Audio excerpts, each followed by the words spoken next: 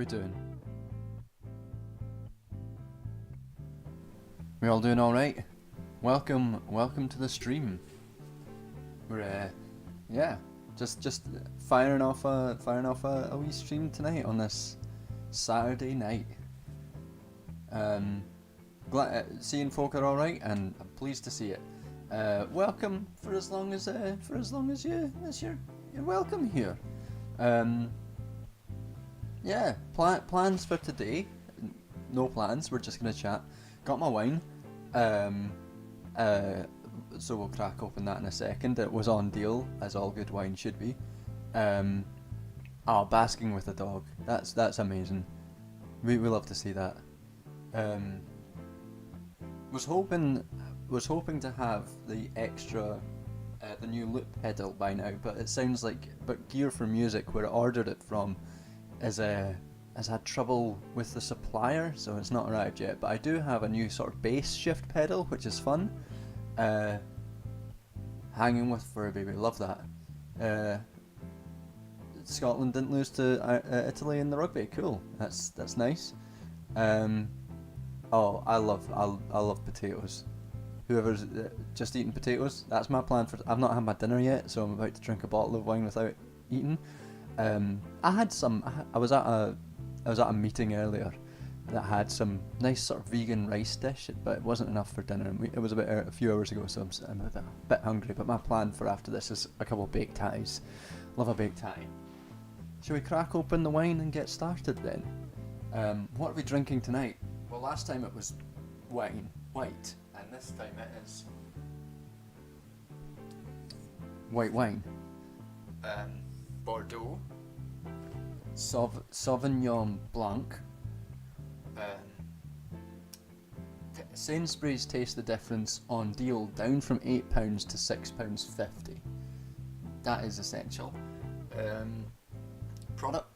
Produce of France, French. French wine, 12.5%. That's what we've got.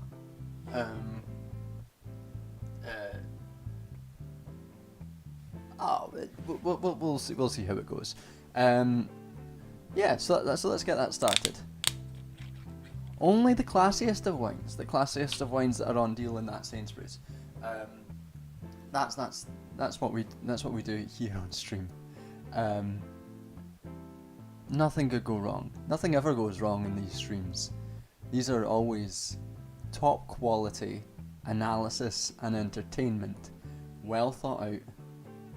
No weird rants about various topics, just always well produced and thought out professional digital content creation. I love Chicken Run. Do you love Chicken Run? So here we go. Welcome everyone. For those who've never been here before, basically what we do is I crack open a wine. I play some music. We play some music. Chill out a bit. We talk about things that happen, and we just vibe out. We try to keep things light in the streams. Try not to get too heavy, because there's enough heaviness on this channel. And we like to keep it a bit chiller in this, hence the bottle of wine. Let's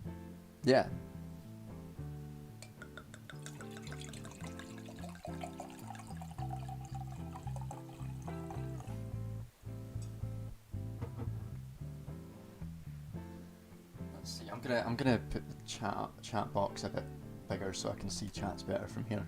Oh, that doesn't help. Let's see. I might shove it on my bigger screen actually. That's better. Streams are inadvertently about errors, human and technical. We've never had a technical issue on one of these streams. I'm maybe the most tech savvy person that exists. All perfect technical wise. Have I tried cooking chicken with rum? You can call it chicken rum. As much as I was going to say, as much as I love a pun, I'm not sure I do love a pun. Sometimes, if I'm around my dad, I very much don't like a pun, and I don't want to leave that option open to him, even if he'll never watch this stream.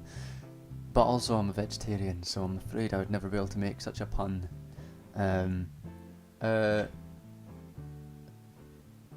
You've softened on. It's got a question about debate board drama. Am I open to such a question? I guess so. Answer your question. Ask your question. We'll see what happens. If I don't want, if it's bullshit, I might not answer it. Just fire away your questions. Don't be shy. What did I think of Dune? Oh, I could talk about Dune. I liked Dune. Yeah, what are things we can talk? We could talk about Dune. I saw Batman recently as well. I've got thoughts on Batman that I could talk about. I liked Dune. I have no awareness of any other Dune media. I've never read the book, never seen any of the other films. Didn't really know anything about Dune, so I came in pretty open to whatever, and I really liked it. I thought it was really good. My main issue with it is that I didn't think your Victorian waif child Timothée Chalamet was very good in it.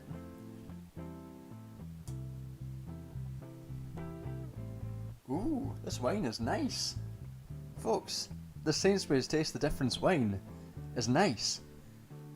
I'm gonna angle this mic a bit better. Oh. There we go. Yeah, this is nice wine. What a surprise! What a delight! Ooh, I'm in heaven. Nice wine on a Saturday night. Ooh. Yeah, your Victorian wave child, Timothée Chalamet, was not good in that film. I've heard from some folk who have watched Dune that he was pretty faithful to the description or how the character is in the books, but from just looking at it from dry, is that a way to look at it separate from other media? My feeling was that while textually his character growth was clear, that performance-wise it wasn't. He was pretty one note throughout in the film, performance-wise, which is kind of. I mean, Timothée Chalamet has two modes, and that is sad waif boy and jock prick. These are the two characters that he seems to play all the time, and he did sad waif boy, and he does sad waif boy well. I won't take that away from him, but I just felt like he wasn't great in the film. It could have been, maybe it was a direct issue, maybe not, but yeah, I didn't think it was that good. But I thought the rest of the film I really enjoyed, and I thought that I loved Duncan, Idaho. Duncan, Idaho was great. I will watch Duncan, Idaho all the time. Yeah. What else is going on? I read sci-fi. I'm reading Ursula Le Guin's The Word for World is Forest right now. It's the first piece of fiction I've read in ages, and I'm really enjoying it. It's so nice reading fiction again. I thought I'd give myself a wee break because I've been incredibly stressed out the past months or so of both PhD and video stuff and everything. It's been a very stressful time of it the last few weeks. So I gave myself some time to read some sci-fi, and I really liked it. I'm really liking it so far. Nice to see chat going in a way that I'm trying to keep up with. Let's see.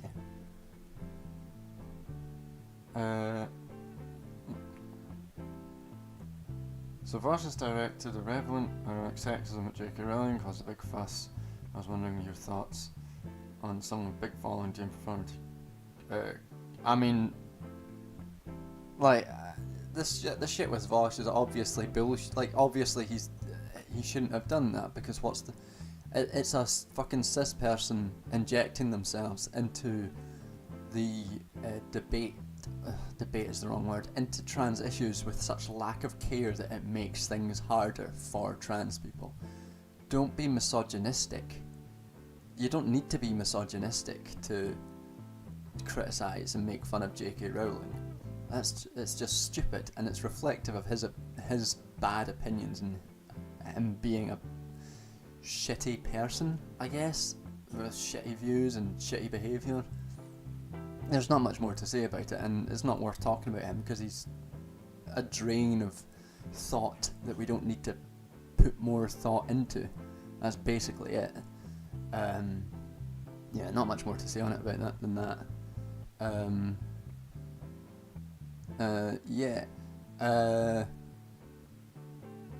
Chalamet was pretty faithful to the book, so probably not an issue with the acting ability. I haven't seen anything else though. I don't think Chalamet is bad actor. Like, I don't want it to be like I'm saying Chalamet is a bad actor, because I don't think that's the case. I don't think Chalamet is a bad actor. I think that I just think the performance in that film was not great, and I think that it was. I don't think the performance matched the sort of character growth, the textual character growth that happened, which is unfortunate for the film, because otherwise I thought the film was really good. Academic stress, another feeling. Yeah. Oh god, issues. Yeah, I mean, Chalamet, he is a Victorian wave child. He looks like a wave child. Yeah. What else? What else were folks saying?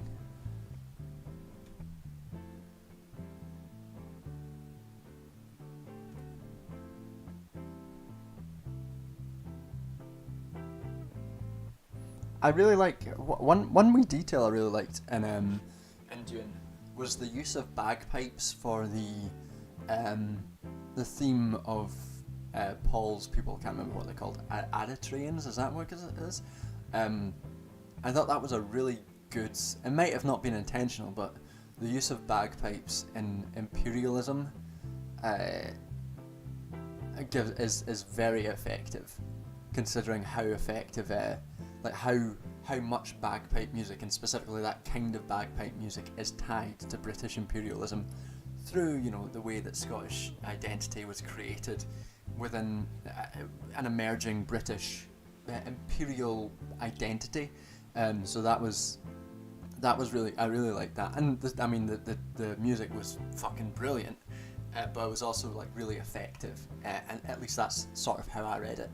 Like, it would be weird if bagpipes were just sort of fired in there without the knowledge that they are so tied to British imperial kind of milieus. So I assume it was.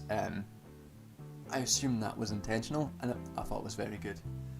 Atreides, and the bad guy, the bald bad guy, played by a Scandinavian man with all the kids, was very good. I thought he was incredibly threatening, and made every scene he was in was so filled with like unease and threat. And that was very good. Yeah.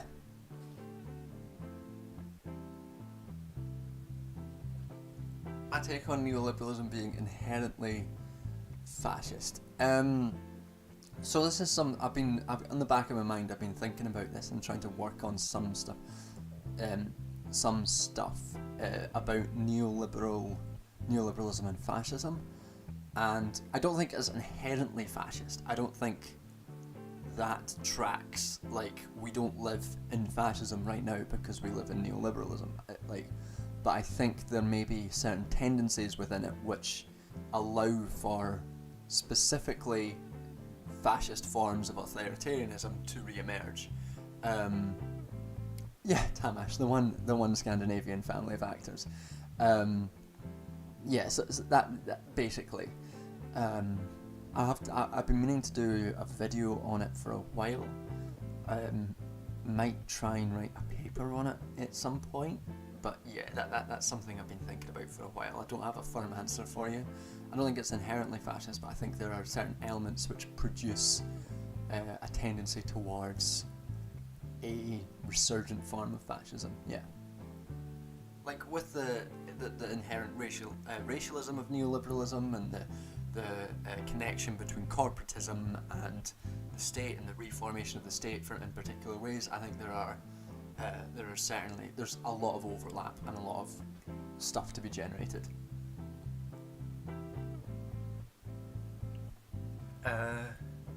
It's the first time I've seen something in the cinema in about 5 years, and it was a great experience. Such a cinematic film. Yeah, I wish I'd seen it in the cinema. I had plans to go see it in the cinema with some friends, but I never managed to. There's too many moving pieces. Never managed to get in to see it in the cinema, but did see it with good speakers and a big TV. So that was the next best thing that we could do. I would like if I saw it again. If I had the chance to see it in the cinema, I would. Good evening, Martin.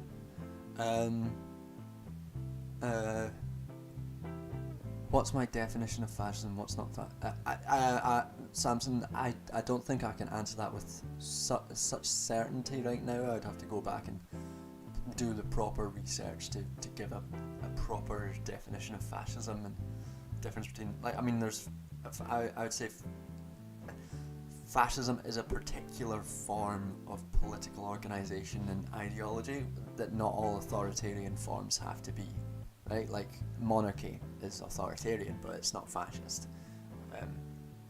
But I won't give a specific definition. I'm sorry, Anisha, that your day is mediocre. I hope we can make it a little bit better today. Do something to make it a little bit better. We'll do our best. Yeah.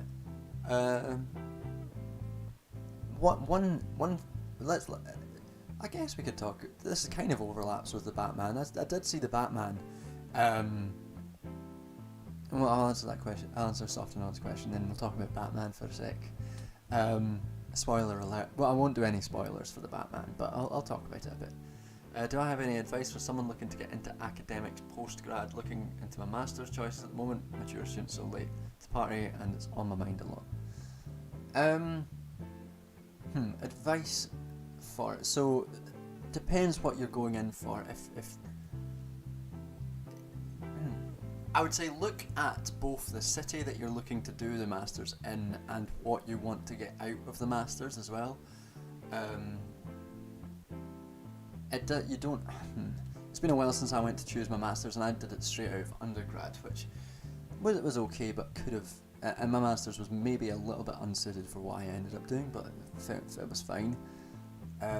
Look at the conveners of the courses that you're looking to get as well, because you might get you'll get lots of like political philosophy or whatever masters courses, and if you look at the research interests of the people who are listed as conveners or lecturers on that course, then you'll get some idea about how the course will run and what particular things are going to be emphasised more in the course, and that's a good useful piece of advice if you're looking to get into postgrad like taught or research stuff.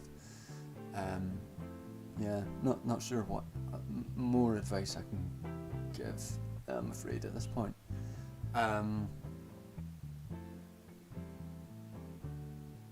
What's my response to people that argue China represents communism because the government itself calls itself the Chinese Communist Party? I mean, that's not a very good argument. Lots of things call themselves lots of things. I don't necessarily consider China, I mean, it's patently not a communist state in the sense that value production still happens. I'm not as critical of it as lots of people are, but I don't think it's communist. Could you say that fascism is just a response to failing capitalism that lays blames on racial groups instead of capitalist freedom? So Eli, that is a very classical Marxist take on fascism, and I think that it has severe shortcomings. The idea of an aberration of capitalism, I feel like it misses that there are inherent things within liberalism and within capitalism that generate fascism on its own terms rather than as necessarily a failing that it's responding to. And there are always failings in capitalism, but not always fascism as the result of those things. So you've got to be able to pick up why a fascism might occur in a particular context and why not others, and those things you're going to have to understand things on their own terms rather than just responses. Otherwise, you're not really understanding it. It's sort of definition and opposition stuff. So I would have to, again, this is stuff that I would have to do a lot more research on before I have any definitive answers on. Yeah, so that's all I can really say. I won't, no spoilers for the Batman.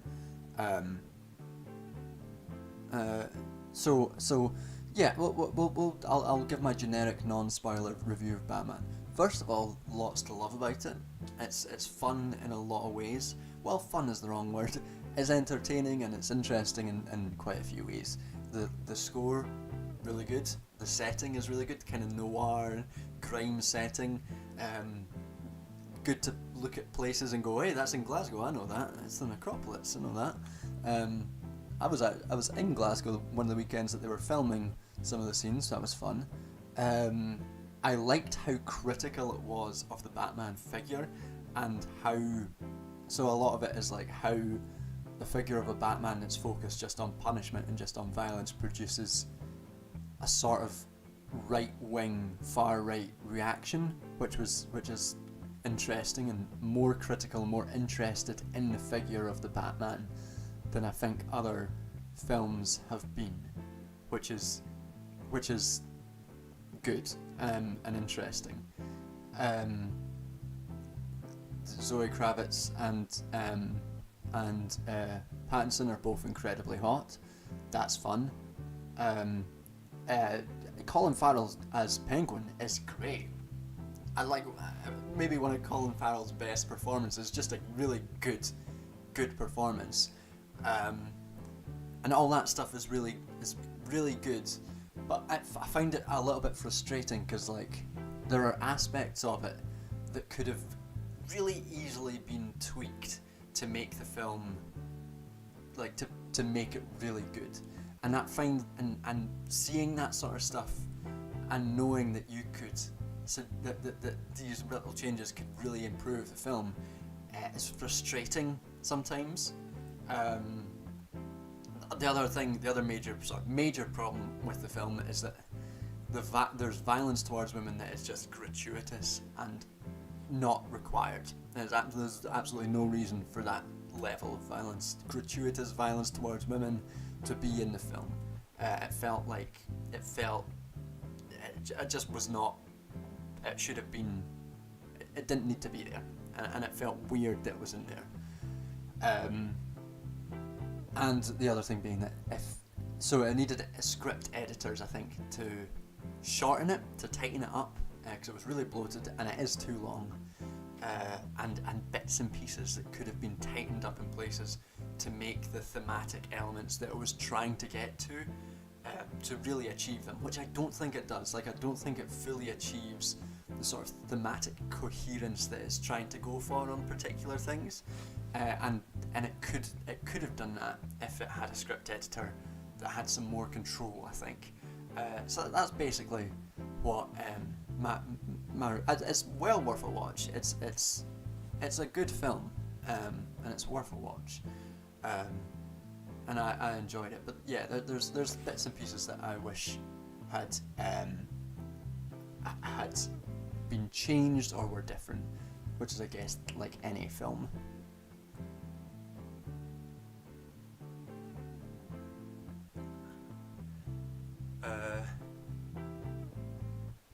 What's my opinion on Hassan Piker? I don't watch Hassan. I don't think I've ever watched Hassan stream. I don't have much of an opinion on him. I'm not really that aware of his work, I'm afraid. Yeah, I'm sure he's lovely. I'm sure his streams are fun and entertaining. I guess to be specific, I'm stuck between studying towards a clinical psych PhD or doing my master's in psych research methods to chase the dream of sticking to academics. So often on, I'm afraid that's out of my area to know what kind of that sort of side of academia. to know what you're up to there, I'm afraid. Yeah, sorry. Shall we do a bit of playing along to this song for a little bit, and then we'll come back and we'll maybe think of something new. We'll build a song. Let's build a song and see what comes up. Do some playing. Do some chill. Am I gonna do a Deleuze video, or is that like out of your realm? Maybe. I've never read Deleuze. One of those things that's like I'll maybe if I read Deleuze, I'll be annoyed because there's a group of people who want you to read Deleuze, and you're like, I'm not gonna read it just because you said I should read it.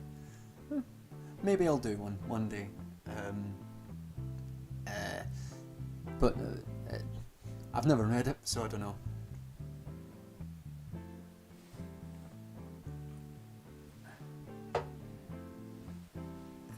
Let's see what music we can do.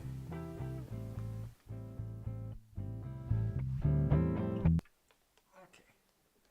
So we've got the bass pedal, so we've got some actual stuff. We can do a bit more layered stuff this time. We'll try a bit of funk or disco.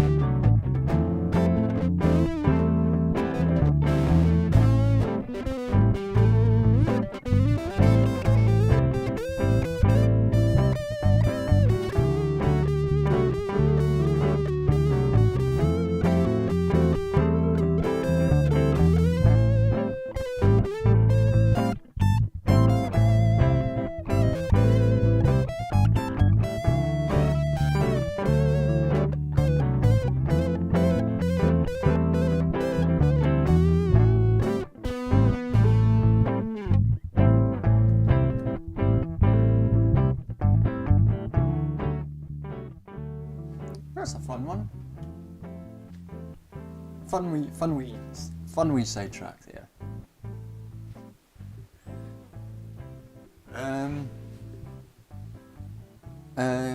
What's some of my favourite players? Some of my favourite players. I'm not so. I sort of grew up listening to lots of Queens of the Stone Age, Strokes, Radiohead. So those were sort of the things that I was like around a lot when I was growing up. So that's the sort of stuff that's kind of around the milieu around which I learned guitar. My brother was very into heavy metal, but I never really got into heavy metal and stuff. So yeah, all that sort of stuff. I've forgotten so much about guitar. I used to be very on it with lots of players and lots of shit and lots of gear, but I've not had the past few years just not had as much time to learn and all that stuff. That's about the extent of my knowledge. And to be fair, I was never like one of those I was never like a guitar nerd. I was nerds about other things, but like lots of people were very much into. I know lots of guitarists who are like know their gear and they know their guitars and they know their players and all that stuff. And I was just never like in it in that sense. I like to listen to a lot of music and I just like to fuck about. So that's sort of what I do. Lots of fucking about. Like many things in life, I just did it vibes based. It's like cooking. I never put that much thought into what I'm doing. I just do it, and often it turns out all right. Just vibing. That's what we do. I like to think I'm a good cook. You'd have to ask people I've cooked for. I've never heard complaints. I've heard people say they've liked the food. So you know, that's what we do. Let's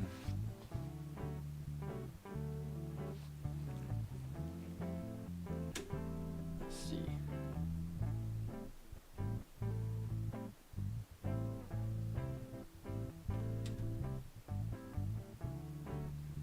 Lib practice. Thanks. Yeah, welcome, Harker. It's nice to have you here. Always a pleasure to have you hang out in streams.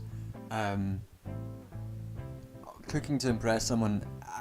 I don't really, when I'm cooking, even if I'm cooking for someone, it's less like, I won't cook something fancy, because I don't do many fancy things, but I will make I'll make a hearty meal that tastes good. If I want to cook I'll make some chili or something for someone, it's always just stuff that's hearty and tastes good. I've never made like something that looks great and like you present to someone.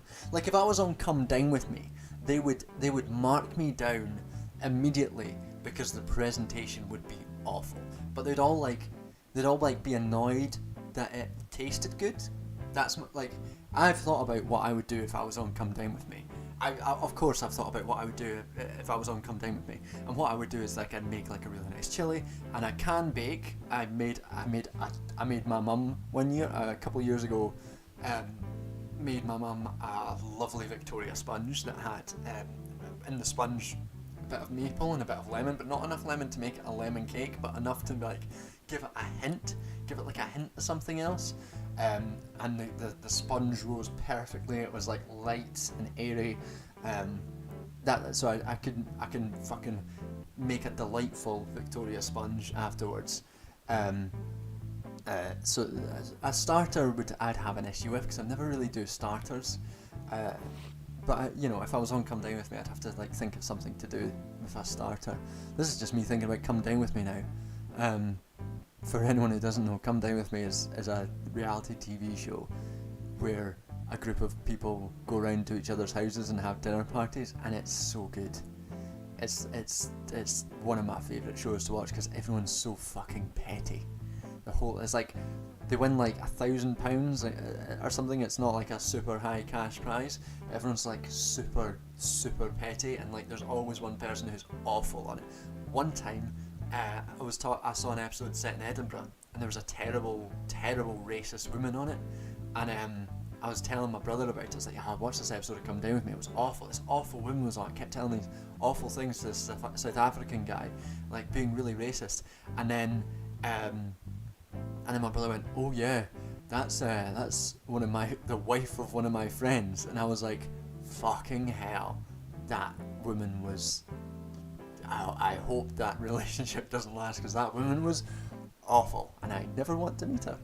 But it was great TV.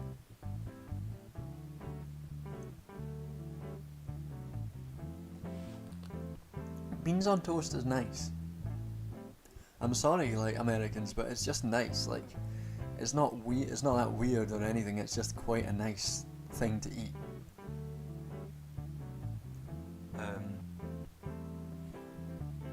Oh, tiramisu. I've never made a tiramisu.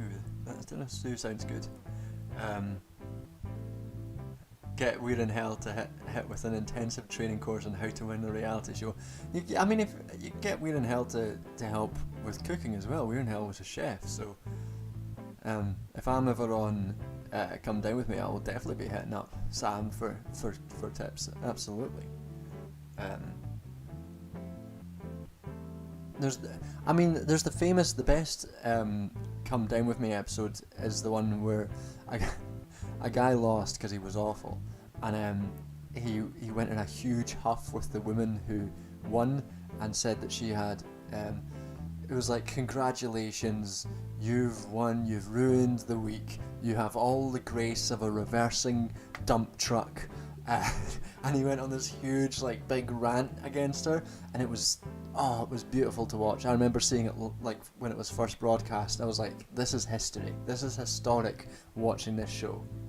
And I've talked to We're in Hell before about, like, the difference between British reality shows and, like, American ones, and there seems to be, like, an extra meanness to British ones that doesn't exist in the American ones to such an extent. There's like an extra edge of just horrible darkness to British ones that doesn't seem to exist as strongly in American.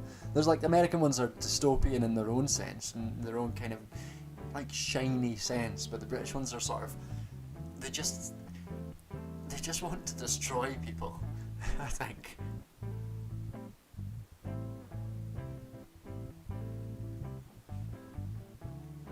Hey, refried beans on toast, I can get behind that. I like refried beans. Dear Lord, what a sad little life. Yeah, that's it. It's perfect. Yeah, dear Lord, what a sad little life, Jim. You've ruined the night completely, so you could have the money. It's perfect. I hope now you spend it on getting some lessons in grace and decorum, because you have all the grace of a reversing dump truck without any tires on.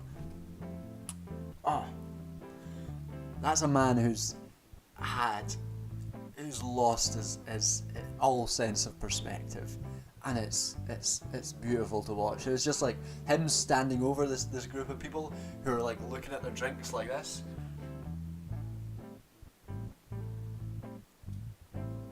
It's so awkward. It's perfect. I love it. Yeah, perfect.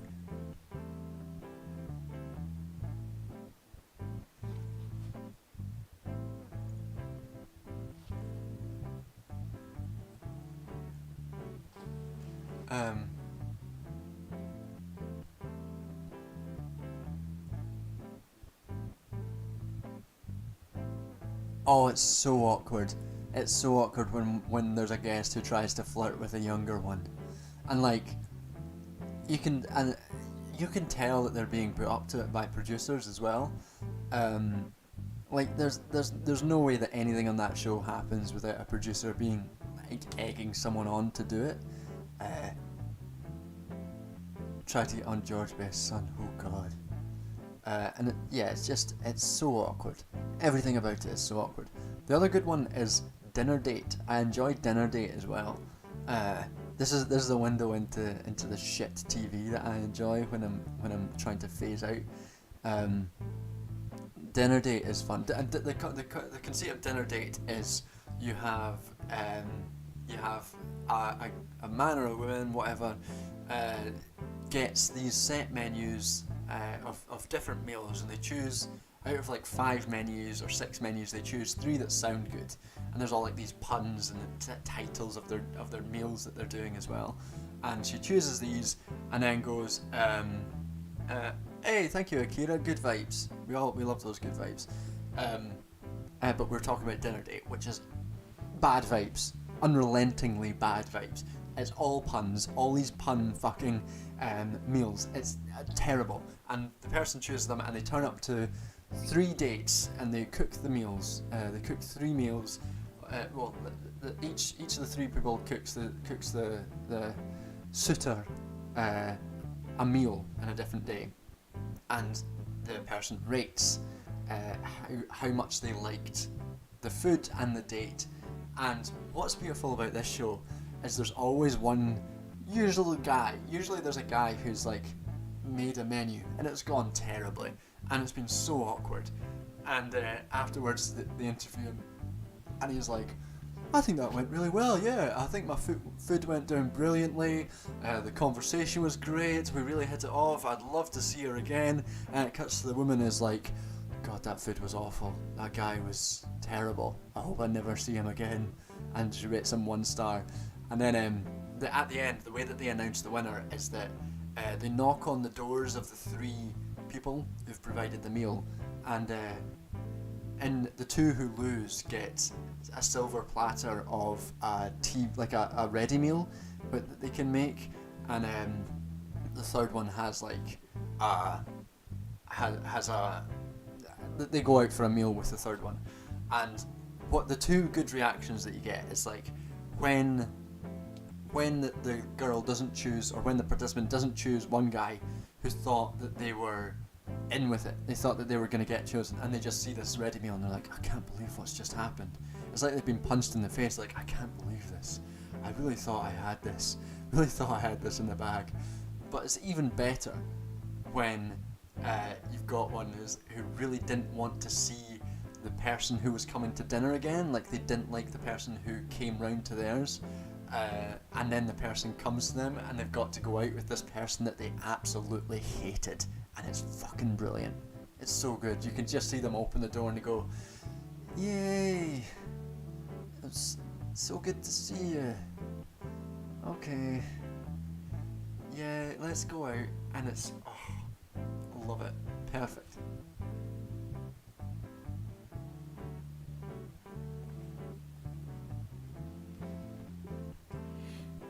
Have I seen My Dinner with Andre? I've not seen My Dinner with Andre. I have seen the Community episode that does a parody of My Dinner with Andre though, and I feel like that's pretty much the same thing. I have actually meant to see My Dinner with Andre like a few times, I've just never gotten around to it. It's just like sometimes when you want to watch a film, you're like, will I watch this dumb, this piece of trash that's going to be pumped into my brain without me thinking about much, or am I going to deal with culture? You know, sometimes you don't want to deal with culture, sometimes you just want to fill your eyes with trash and watch whatever Marvel Happy Meal is being fired out of the TV at you.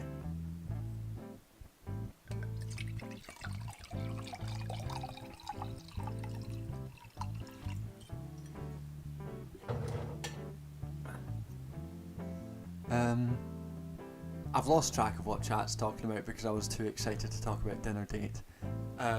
What beer is the best? Wheat beer is the best beer? I don't know. I've never had wheat beer before. I've never had wheat beer before, but for some reason the Duolingo app keeps making me talk about wheat beer. And it's like, I don't know why. I've never come across wheat beer, I don't think, or not consciously. And the Duolingo's app's like, you have to learn the German for wheat beer. And I'm like, I don't need to learn this. Why? Why would I need to? Fascinatingly, Australian Foster's is a bitter, while English Foster's is a lager. That is weird. Why is that?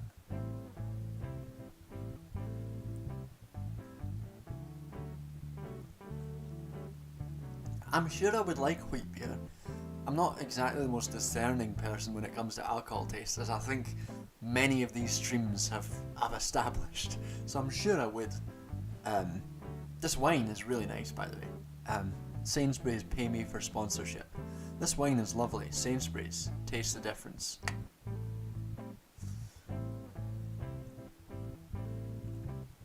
I like this Rob Brydon and Steve Kuhn trip series.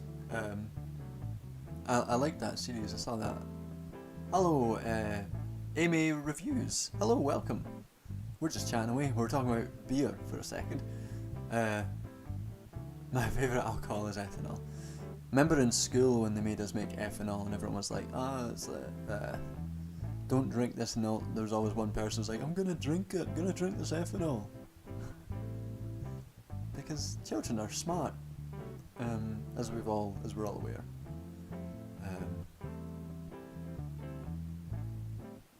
I like Hogarden. I've had Hogarden. I like that.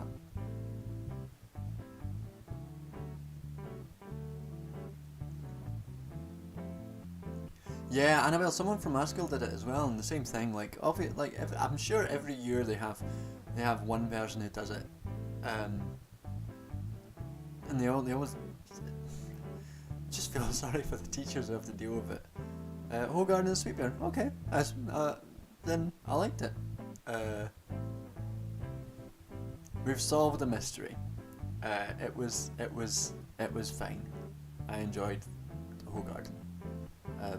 And I'm sure the Duolingo app will be very pleased to hear it. Oh, beer with black garlic sounds nice. I'm even one of these basic folk who likes I like even like a citrusy beer, even one of the sweeter citrusy beers. I like one of those as well. I like IPAs, I like heavies, I like Guinness.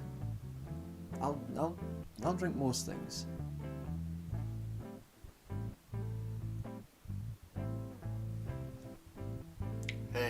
Yeah.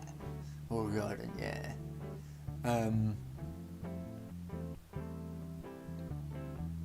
I'm liking this beer chat. It feels like a very sophisticated talk.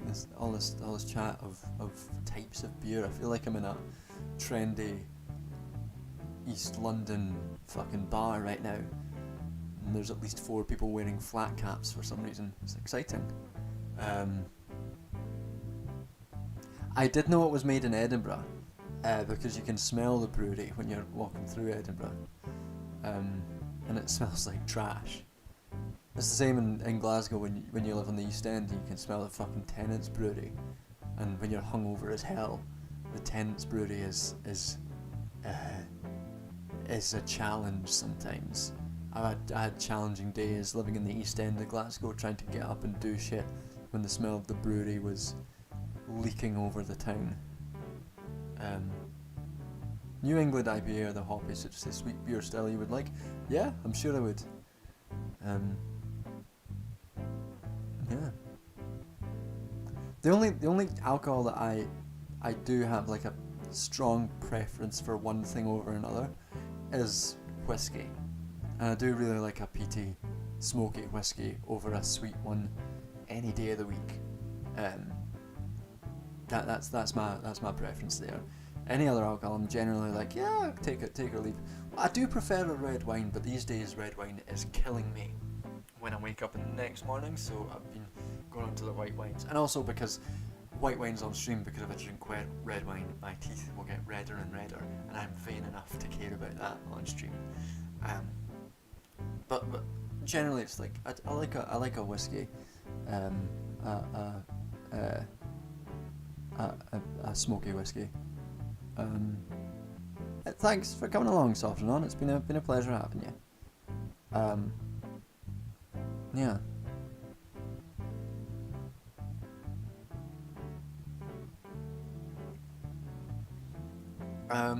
Should we do another song? Let's try another song. Maybe try something slower.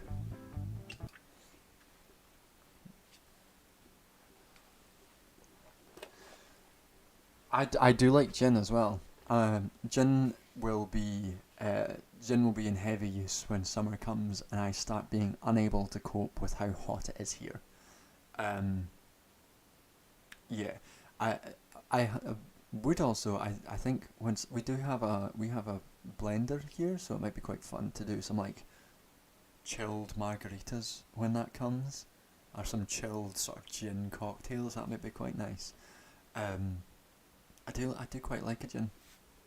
I'll take a gin.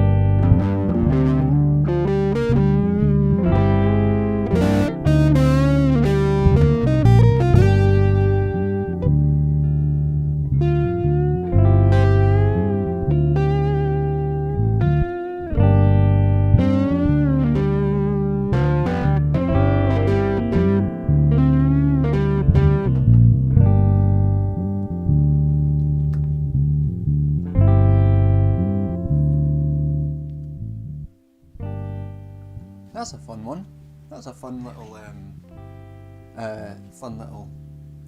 thing. Lots of scope for some fucking cheesy guitar playing, which is very fun for me, and hopefully for everyone else. Do I schedule these streams or just whenever feels right? So normally I try to get them on every second Thursday, but I've been bad for that recently, just because I've been busy and stressed and things have been going on. So I missed this Thursday's one, so I shifted it to today. So try to get them on every second Thursday, usually at about 8 o'clock. But just because I've been slammed with life right now, it's been a bit more haphazard. Welcome to everyone who came in during my self-indulgence. Hope you enjoyed it.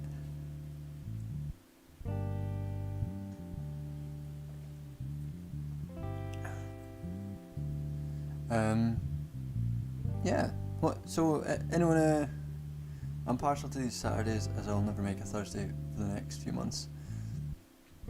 Often I have stuff on Saturdays as well, so I tend to try them during the week. But I'm glad that you're here while it's on Saturdays. I sleep for most. That's a shame. Would I consider bringing guests? Yeah. It takes like extra work to schedule guests on and stuff. No, it's not calling out. It's a fair question. Yes, it's extra work to like schedule guests and that, and with everything that's like, with the accumulation of things in my life right now, I don't know if I have time to schedule guests and stuff like that. But the cat can come in at any time. He fucking bit me today, very hard. So he's having time. Yesterday, fucking, my God, yesterday I was working and just heard crashing coming from the living room. That fucking cat. I went out and was like, what the fuck are you playing at? What are you up to, you little bastard? What chaos are you causing? And I picked him up, I was like giving him a row, just being like, what are you up to? And my flatmate opened the door, cat leapt out of my arms onto the table, then ran to my flatmate's door as he was closing it and fucking wily coyoted right into the door. It was like a cartoon, just like boom, straight in there. Fanny. He's a wee fanny, that cat.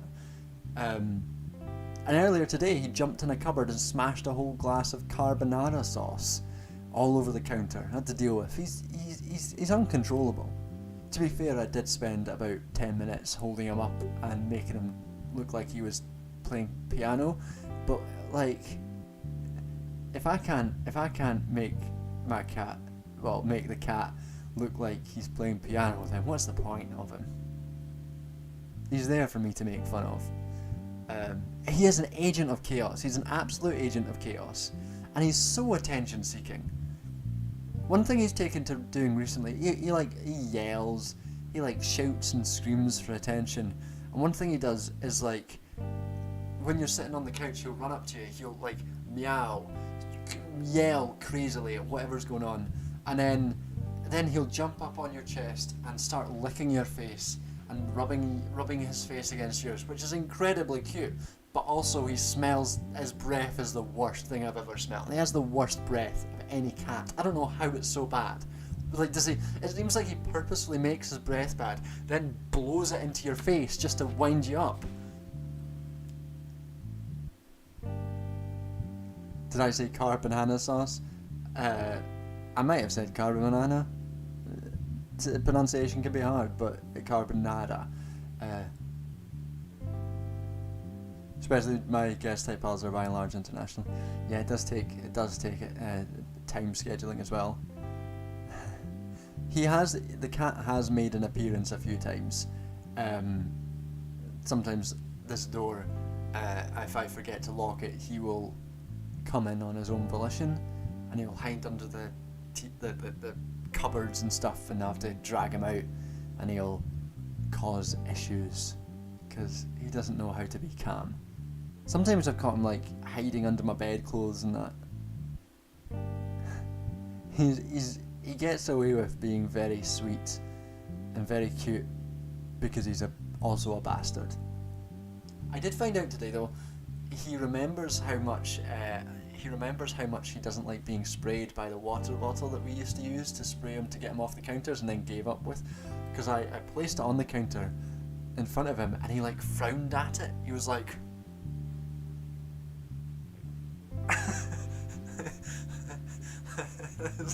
it's very funny.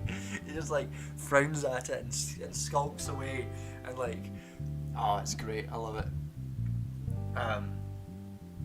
I will not compare the cat to a cop. This cat is not like a cop. This cat is an agent of no law. He like where if cops are definitionally lawful evil, this cat is true neutral. Absolutely just chaos, does whatever he pleases, no mind for anything or anyone except himself. Very different from cats I had growing up, who've all by and large been incredibly calm, very nice and very chill. This cat, it's like he's got beans in his belly that he needs to get out by jiggling and running around.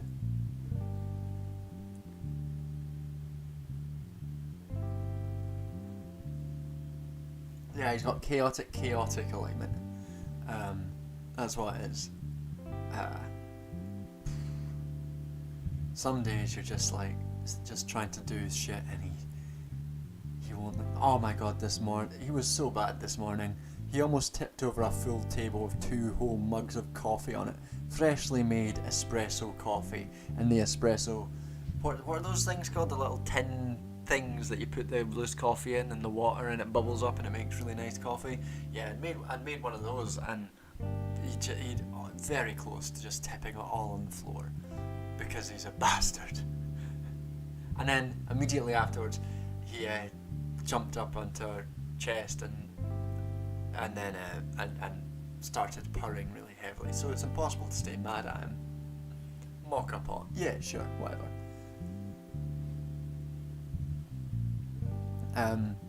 I really like that thing though. It's made my coffee drinking. I used to be a full-on just instant coffee drinker, but this it's very nice. Tell you what's good. So what is bad in tea, I found, but oat milk in that mocha coffee is so good. It really improves it's much better than normal dairy milk if you get an oat milk in those coffees. It's bad in I've asked for oat milk in like Starbucks before, and it's been bad because the oat milk that they use has been bad. But if you get like a decent oat milk in like a mocha coffee, it's just it's so good. Really adds to it. That's my recommendation. And I have confirmation from Italian friends of mine that the oat milk train in coffee, the oat milk in coffee train is riding through Italy right now, and they're on board. Did that sentence make sense?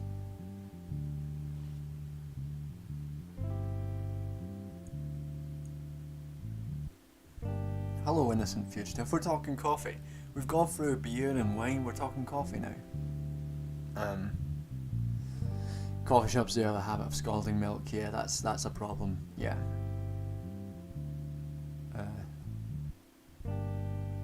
Oat milk is the goat milk. That's a confusing sentence, but I get what you mean. I quite enjoy. I've worked in cafes before. I quite enjoyed working cafe. Making coffee in a machine is an incredibly satisfying thing to do. When you get the perfect like coffee, and you've made the shot perfectly, and you poured the water in perfectly, and it gets that thin layer of like almost orange, brown orange, like foam on top and you know you've made a really good coffee, it's incredibly satisfying. But you did get a lot of... So this goes to my theory that the worst people in service industry... I've worked in basically every hospitality job, low-level hospitality job that there is. I've like bars, nightclubs, cafes, waitering, worked them all. In my experience, the two worst groups of customers are men between the age of 35 and 50 and women over 60. Both those groups are the worst customers, and particularly in cafes, women over 60 are so bad. They're so demanding and specific and rude. You'd have like these old women come to the cafe and be like, I would like my coffee hot, please. And they'd look at you like this. They go, hot? Yes, hot. I would like it hot. And you're just like, yeah, man. I wasn't gonna make a cold coffee for you. It's not what we do unless, I wasn't gonna make you an iced coffee unless you asked for one. Like, what? Why are you being like this? Why are you like this? Who hurt you? Yeah. Those two groups, men between 35 and 50, working in bars.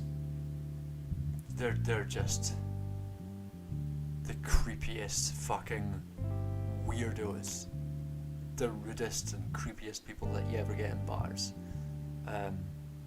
Yeah, do not like that group of men when you're working in the service industry.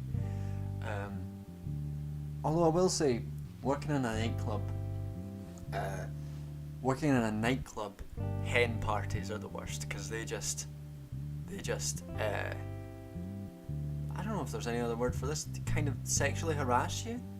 Working in a nightclub that had lots of hen parties, you just get people, like lots of middle-aged women just grabbing your genitals a lot, or like grabbing your arse and spanking it and laughing, which is bad. Doesn't make you feel great.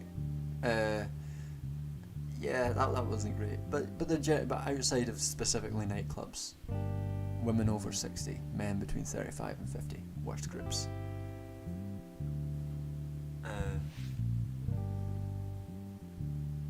That's my rant for the day on working in the service industries. Not great. I very much hope I don't ever have to get another job in the service industries, because they were hellish. I really hated it. One time when I just finished my masters, graduated from my masters, I was working in this venue that it did weddings, it had a cafe, and it had a bar, and I was like circulated between the different departments, because I knew how to do it all,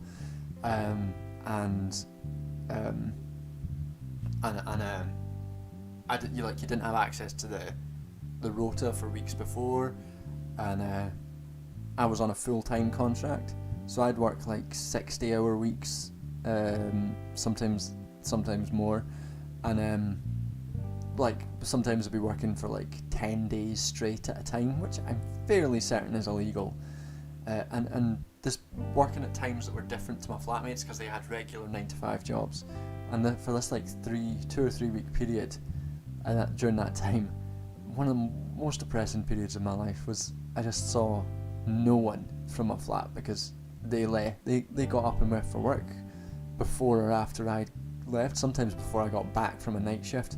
Oh, it was hellish. Yeah, hen party is a bachelorette party, yeah. Yeah, so hospitality. I hope I don't have to go back to hospitality.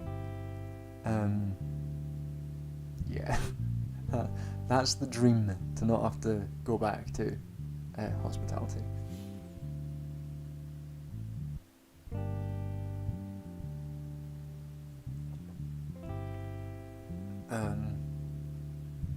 I had a friend who worked at a strip club for men on one side and women on the other, and nobody liked working on the women's side because they were brutal. I can see that, yeah. Hospitality and banking in a hospitality way, yeah. Me through, I've spent the majority of my life working in the service sector, to be honest. Most of the customers were manageable, but the conditions were almost always awful. Yeah, I mean, it depends. I think it depends on where you are. I feel like I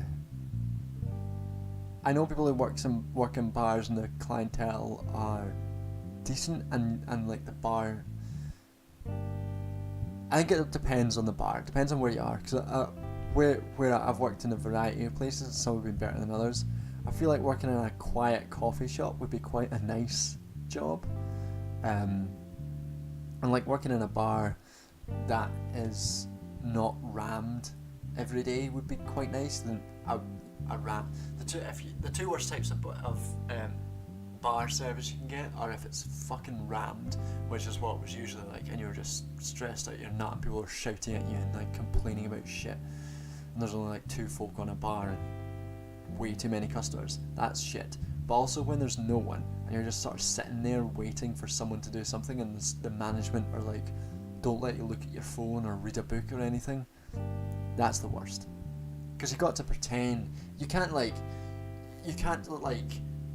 do something when there's nothing to do. You've got to pretend like there is something to do, so you're not, I don't know, getting paid for something that you're something, I don't know, fucking bullshit managerialism. Yeah. 2 or 3 my jobs.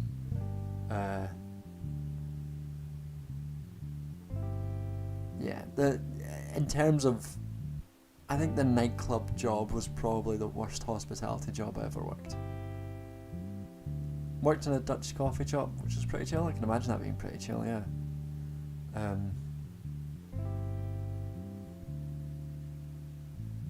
Thanks for coming along, Annabelle. It's been a pleasure to have you all, always.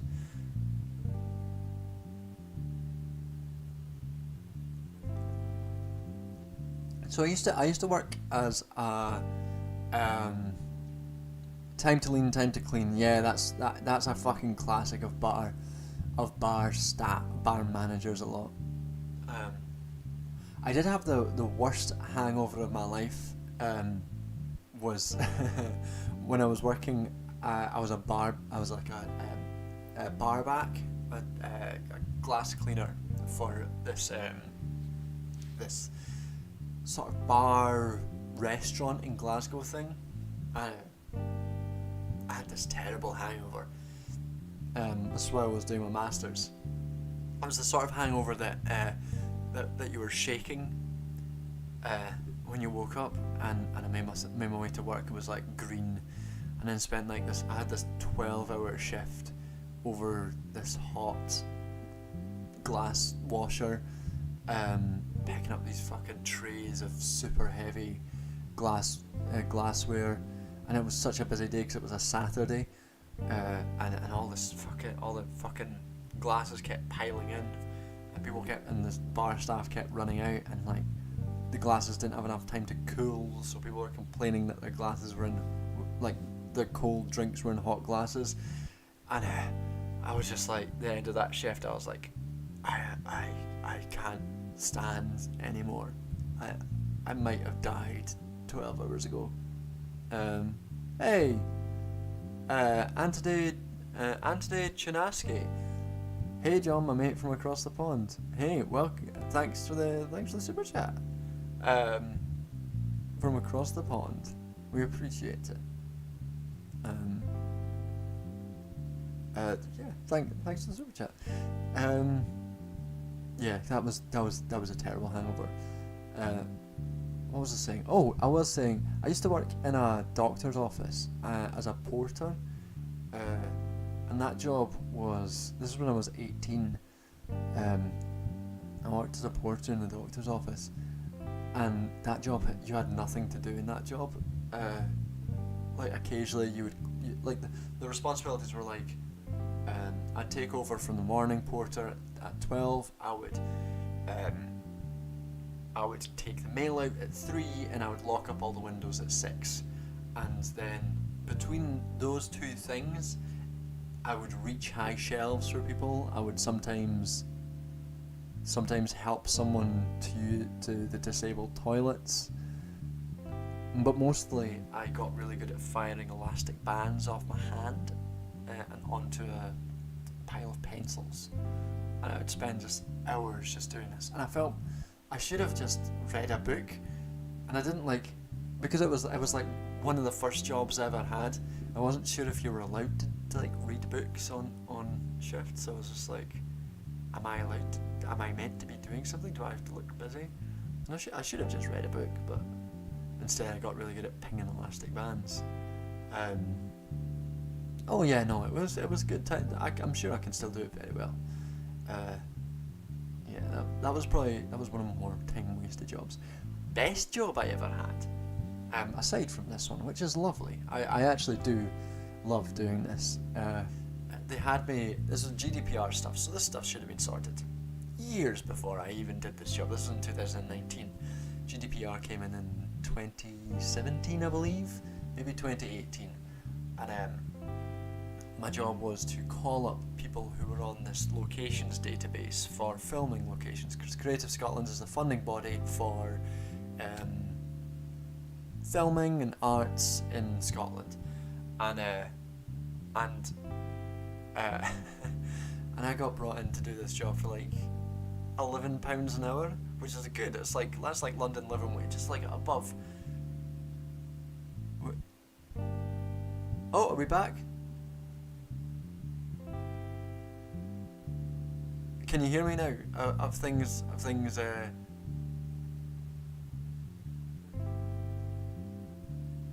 Are we back now? Just to confirm.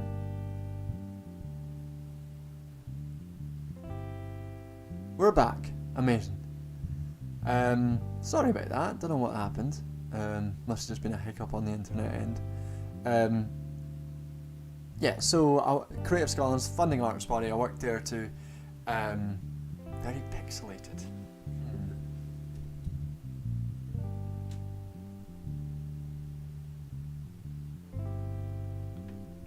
Getting no issues on this end. It's not. It's an excellent connection.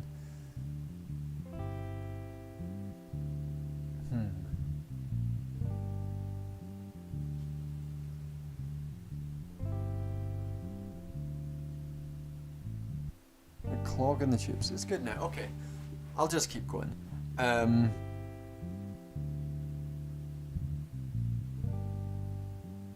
had to rotate PDF just fine. Okay, so we'll carry on with. So worked for Creative Scotland, funding arts body and arts funding body in Scotland, and they had us move move some locations data from one spreadsheet to another. Basically, they were saying we had to ask permission for some people if they wanted to stay on our locations database, and smooth as the background music, and that's all we need. And this job first of all, this job was flexi time, so I could pitch up at 10 o'clock and work till 6. Do my 8 hours, clock in, clock out, whatever. That was good. So I took the pleasure of getting up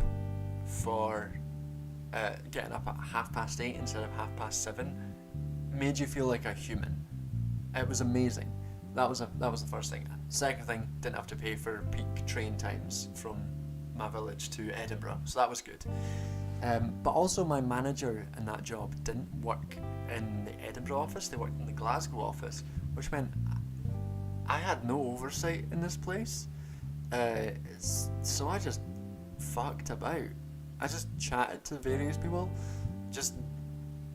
I started out kind of diligently. I'd be like, I'd called up the numbers that were listed in the database, asked if they still wanted to be part of the locations database. But what I found really quickly was either 1, the phone numbers didn't work, 2, nobody answered because it was during a work day, or 3, they had no idea what you were talking about. So I'd just send emails, listen to podcasts, chat shit, whatever. And because my boss wasn't there, you could just pitch in, like, sometimes my train was late and I'd arrive at 11 and it would be fine. nobody would say anything. Sometimes on Fridays I'd just leave at 5 because everyone was going to the pub, and everyone just went, just fuck it, just say you've worked your 8 hours today. It was great. And then so basically I just fucked about in this job. I had a great time.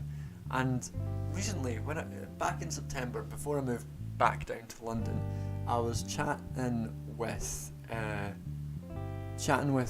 a girl who still works for Creative Scotland, and she was saying that apparently the entire thing of me contacting the people in this locations database was bullshit that should never have happened in the first place, and they scrapped the whole project. So I have no guilt. What I was doing shouldn't have been happening in the first place. So by not doing my job, I was actually helping. And it was great. I just felt great about that. Best job I ever had. Working for 2 months, getting great pay, just chatting with fun folk. Through that job, I got to go to 2 red carpet events, both of which were shit. But still, you're like, I'm walking on a red carpet. This is cool. Saw a terrible film called Boys in the Wood, which is called something else now, but it's fucking terrible. Yeah, great job. Saw a guy who played Robert the Bruce in one of the. It was a bullshit job. It was absolutely I've worked many bullshit jobs in my time. That was a bullshit job for real, but the reason it was great was because I knew I was leaving it, and there was no like oversight or anything, so I could just have fun. I could have stayed in that job for 6 months and had a great time any more, and I would have probably started to lose my mind a bit. But it was great, and it was especially good because I was immediately coming off of an incredibly stressful, incredibly high-pressured welfare job, so it was very nice to not have that. SG, thanks for the super chat. Recently found your channel, have been binge watching your videos. Would you consider adding the music tracks from your videos to the description? The music tracks, do you mean the background music? So the music for the opening, like the title sequences, that's in part of the description. We'll change this music in a second. We've been on this for a bit long. We need more. We need to switch up. The music from the title sequences, that is in the description. There's a link. Should be a link to a Bandcamp page because that's music that I made myself. And if you go, I'll find it now. I'll find that now, and I'll post it in chat. The sort of background lo-fi beats, that's from Prog Riddiman, which you can find if you just type in Prog Riddiman. The background music the Prog Riddiman background music is the songs are called Serenity, Tranquility, Isolation. I can bring them up right now, and in the description it'll say the music's from Prog Riddiman, and you can find a lot of his stuff through that.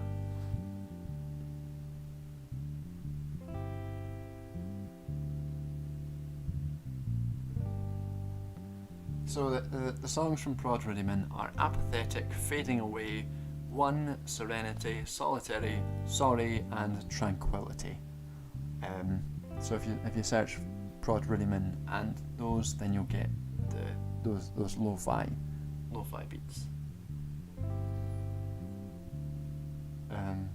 How's the wine tonight? The wine tonight is good. It's amazing. We've again stumbled upon good wine. It is Sainsbury's Taste the Difference, down from £8 to £6.50, so that you know it's good.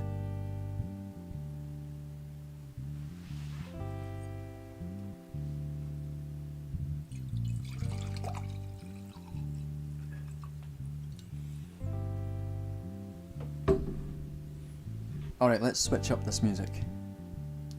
See what we can make. What are we feeling? Will we up the tempo a bit?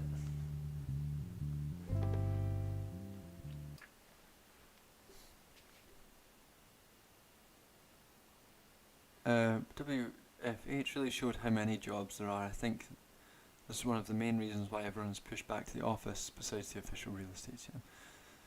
You know, people being pushed back to the office, I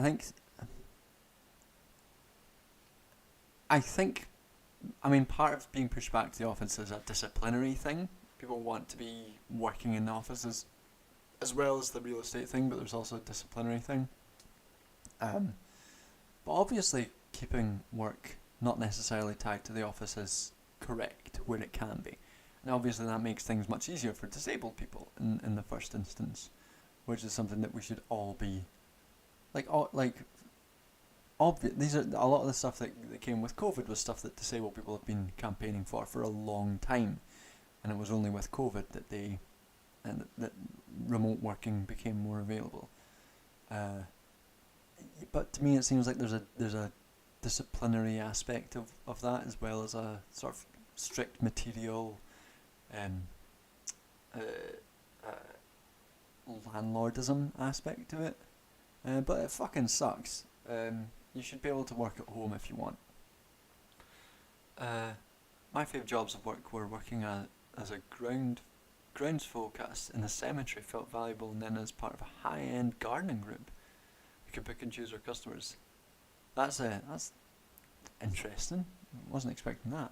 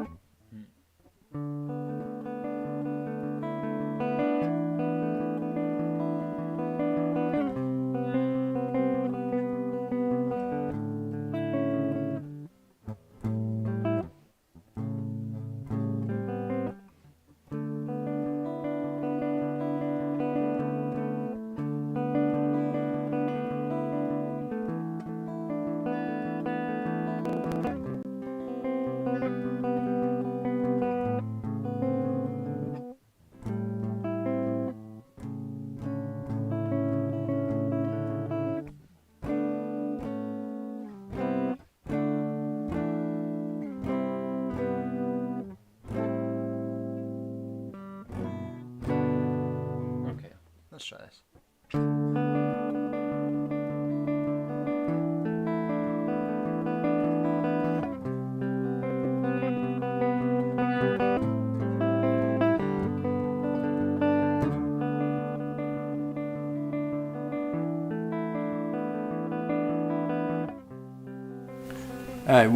Would I debate people? The answer to that is no. I've got a couple of videos on that, but I don't think either of those people are worth engaging with. I don't think debate is a particularly helpful topic for understanding or engaging with knowledge creation.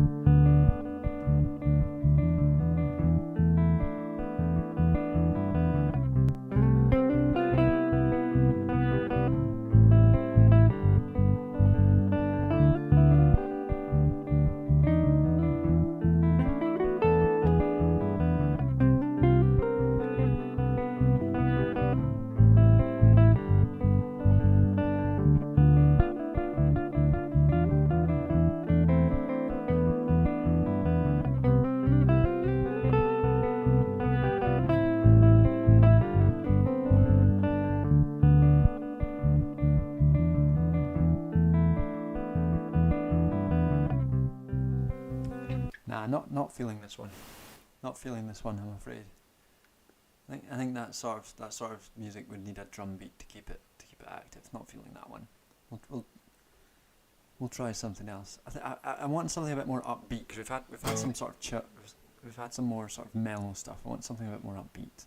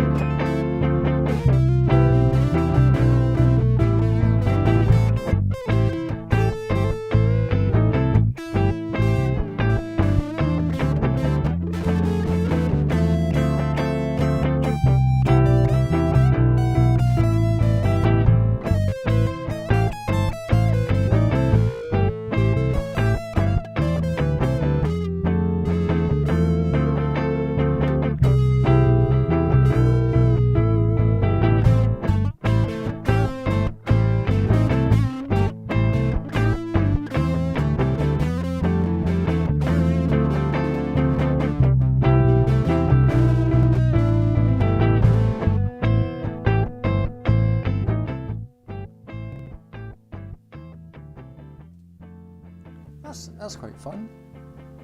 That's quite a fun wee thing. We'll keep that for a bit while, but we won't keep that for too long, because it'll start to grate soon. Yeah, I quite like that.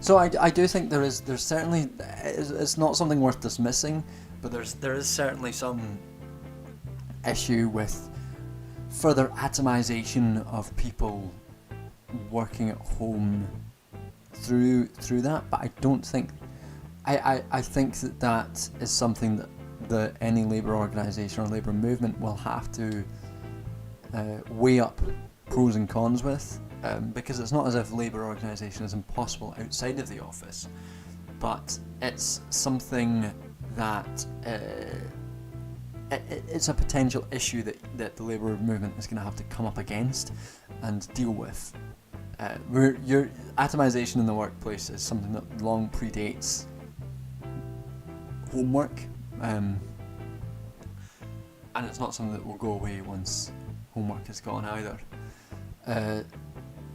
So I would land on the side of encourage people to work from home when they can, because things like commuting costs a lot of money and time. Disabled people need access to the workplace as well, and that helps disabled people get access to the workplace. And it's worth I think that to, despite the atomization of it. I think there are ways to overcome that atomization which don't necessarily require going into the office.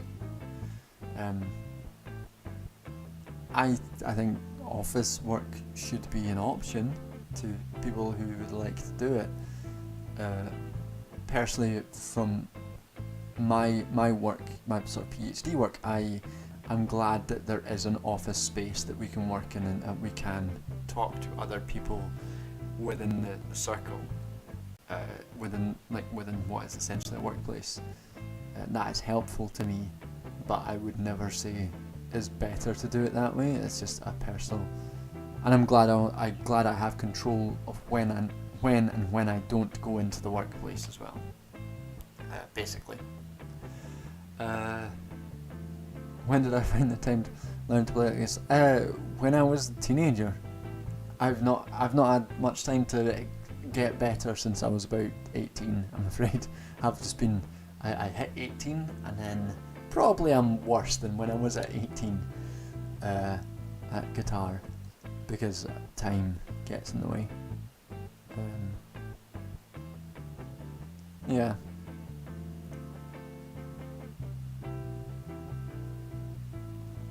I wish I could work a physical job of work and still be able to have the intellectual stimulation that I had with those mentioned jobs. Everyone was well educated and of philosophical merits.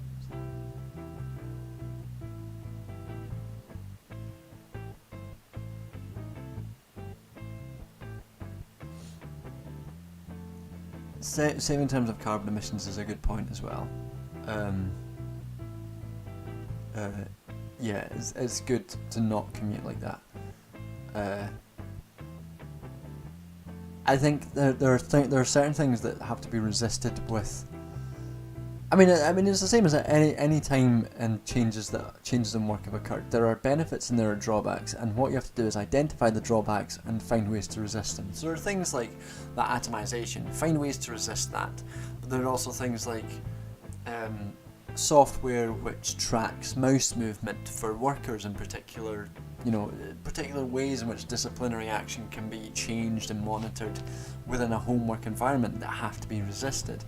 So my personal opinion is that the homework allowances is good. Like, it allows for more flexibility, at least if there is an option for homework, which there absolutely should be. And you just have to be aware of the limitations of the particular issues that are sprung up and find ways to resist them.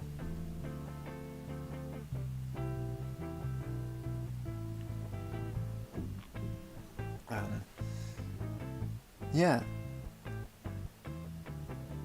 What has anyone got any burning questions or things, topics that they want to see discussed? We're nearing the end of the glass of wine, so my opinions will, as at this time of the stream, they always get more loose. So you want to prod me for some more loose opinions. Here's the time to do it, and we'll get there. Allowances, dollars, pounds. Okay, sure. I mean, first of all, like, commutes should of course be part of waged time. And like, one of the best things about working when I worked in Glasgow was that my commute time was 15 minutes. Hey, Lord of Tea, welcome. You've come at a time when we are almost finished a bottle of wine, so things are gonna get looser from here.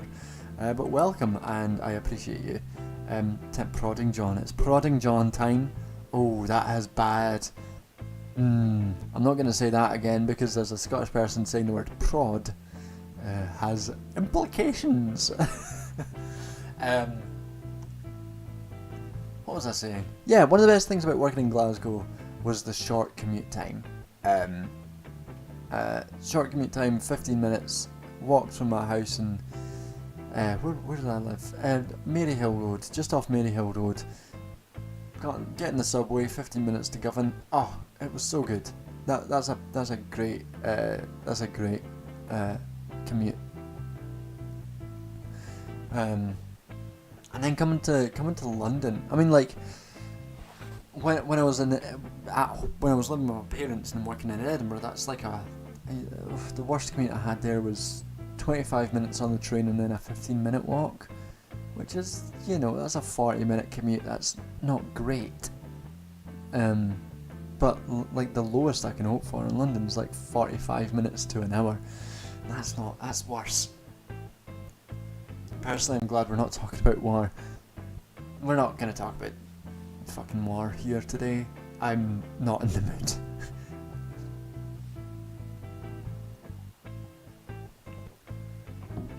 Might change up the song. Yeah, I will say that is a good shout as separating a work from life space. I don't have that option. As you can see, I'm sitting on my bed right now. Yeah, every journey in London takes between 45 minutes to an hour. It doesn't matter where it's to. Just for some reason. It's bizarre. You can be going anywhere, like 3 miles away, and it takes 40 minutes. I don't understand it. It's like London exists in this weird time space where everything is either 40 minutes or an hour. Nothing is 20 minutes away. Nothing's 20 minutes away. It's always 40 minutes or an hour. It's bizarre. It drives me. It's genuinely like a glitch in the Matrix. I don't get it. Sorry, that drives me insane. Hey, Hope I Smile, welcome to the stream. We're talking about things. What was I saying? I forgot what I was saying. Yeah, I'm gonna change the track up a bit. I might try something. Let's try something bass heavy next. If you can make everyone understand one idea completely, what are some of the Sorry, if you could make everyone understand one idea completely, what are some of the competitors that come? Well, obviously the one thing that comes to mind immediately is neoliberalism, because most of my life at this point is correcting people on neoliberalism. We're gonna talk. Okay.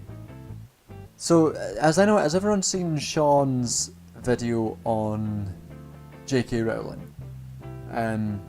because love that video, great video.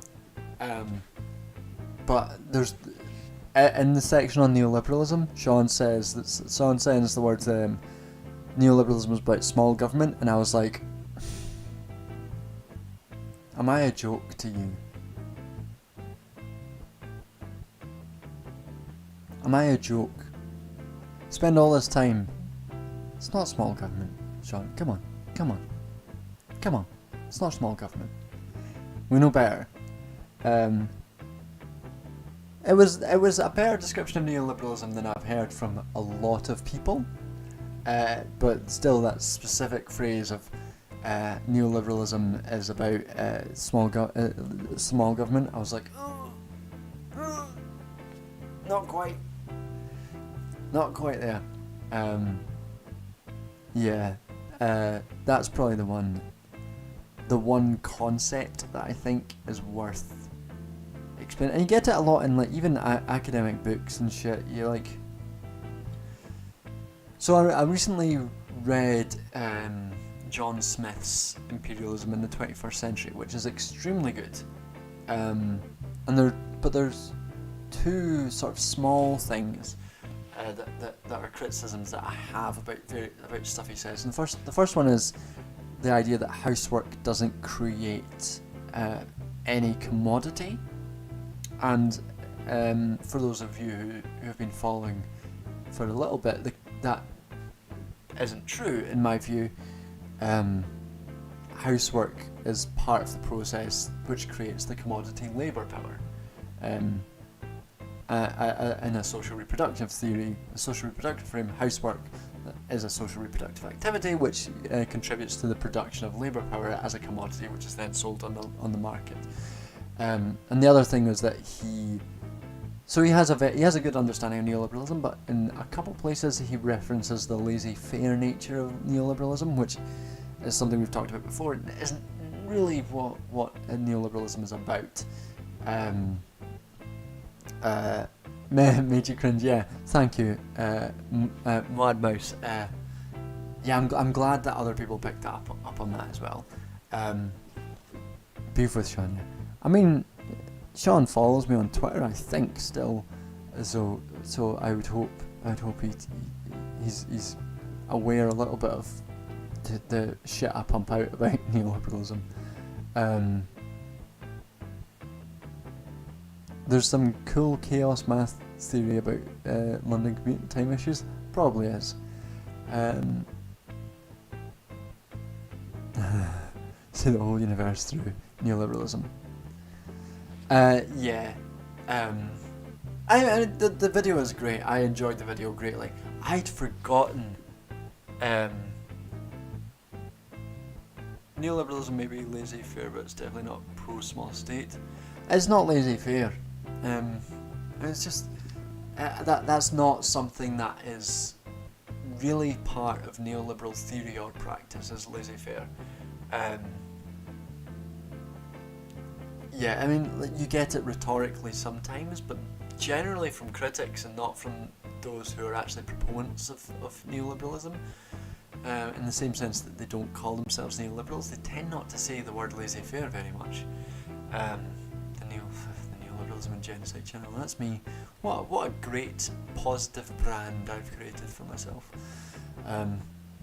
Yeah, laissez-faire doesn't really play much into it. The extent that laissez-faire plays into it is the idea that there is such a thing as a free market. And it's that creation of the idea of a free market which blurs distinctions between market and state and political economy and all these things, which is endemic to neoliberalism. Do you think that small government, big government distinction really useful in the political analysis, or is it just that people misunderstand misuse it?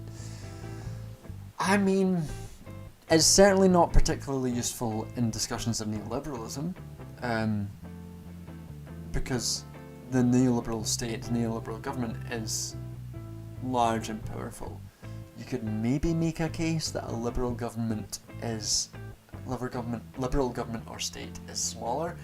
I wouldn't agree with that analysis, but you could at least make the case that philosophically the liberal state, classically liberal state, in a Hobbesian sense, is more limited, more laissez-faire, more small state.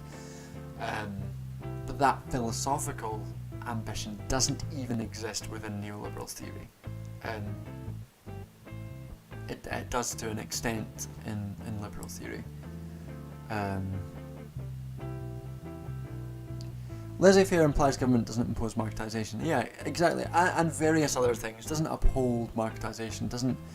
I mean, there's consistent themes with neoliberal states that have been things like high state spending on defence as well, like defence markets, defence contracts. All these things have been supported by strong state. That's not laissez-faire, is it? Yeah, outsourcing doesn't make a small state.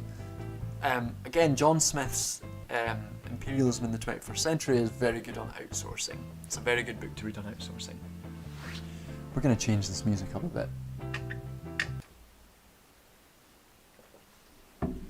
I'm going to try and make something a bit kind of bassy.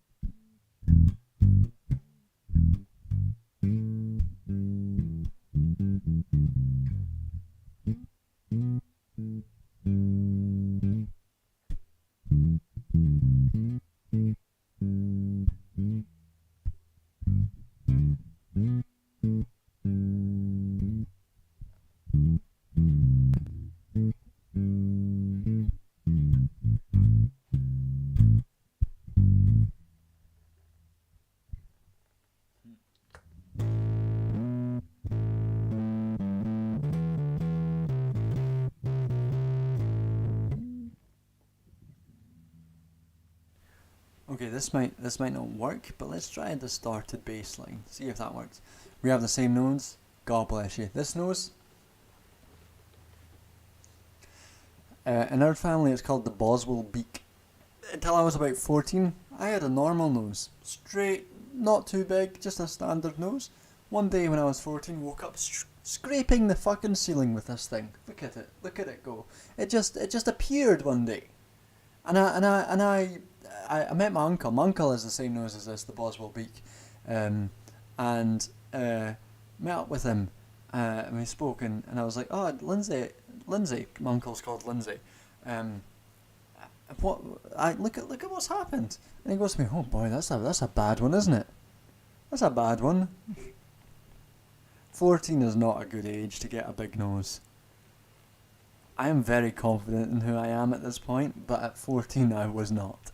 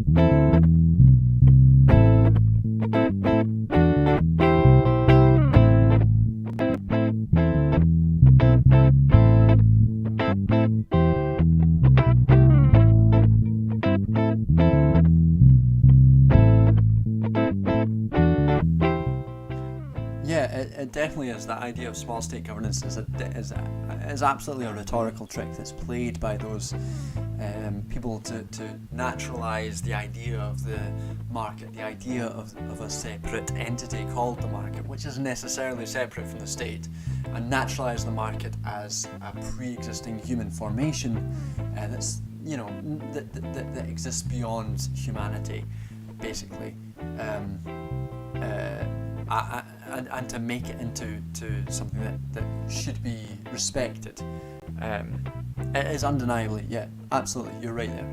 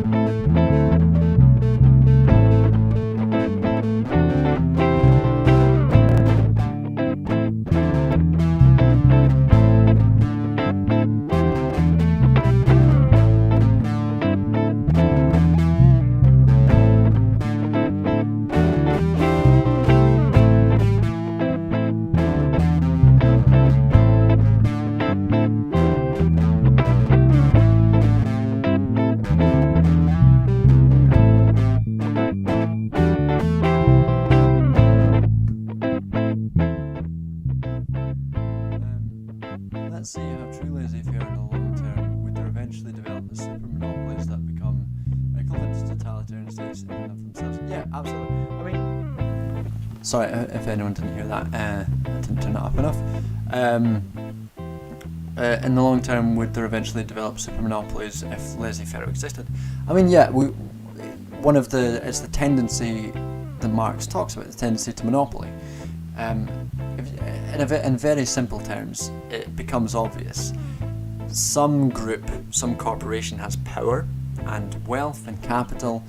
The more capital that it has, the easier it is to accumulate more, and the easier it is to create more. And you see, I mean, there's a reason why lots of dystopian sci-fi has monopoly corporations being basically the most powerful entities, and because it's very obvious, and it's a reflection of the world that exists today. I mean, things like Unilever that owns so much despite government intervention, despite the existence of governments. I mean, that's one of the reasons that the classical liberal state was supposedly to exist, was to stop monopolies, was to break up monopolies. And it didn't work like that, obviously, because monopolies ended up owning governments. The East India Trading Company was integral and fully integrated with the British imperial state. So yeah, you would obviously get huge amounts of integration, and basically you'd likely get one super corporation. Would I be interested in making a video about anarcho-capitalism? Probably not. I mean, I'm not going to say no, because the way I make videos is I can only make a video if I've been struck by something that interests me in that particular moment, and if there's something about anarcho-capitalism that interests me in that particular moment, then maybe. But at this point, it just seems like a fucking load of idiots trying to justify their bullshit, and I have no interest in it. I don't think it's particularly dangerous at this point. There's not all that many people who subscribe to it. Maybe, but maybe not. And I think there's plenty of people who've done videos on that my voice would not really add much to it.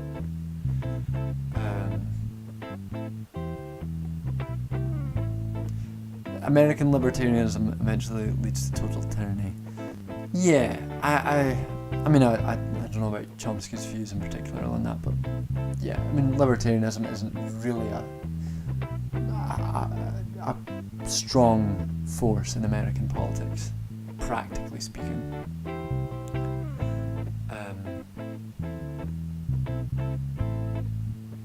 What about the argument that somehow not having state apparatus means it's harder to monopolise, no government to own?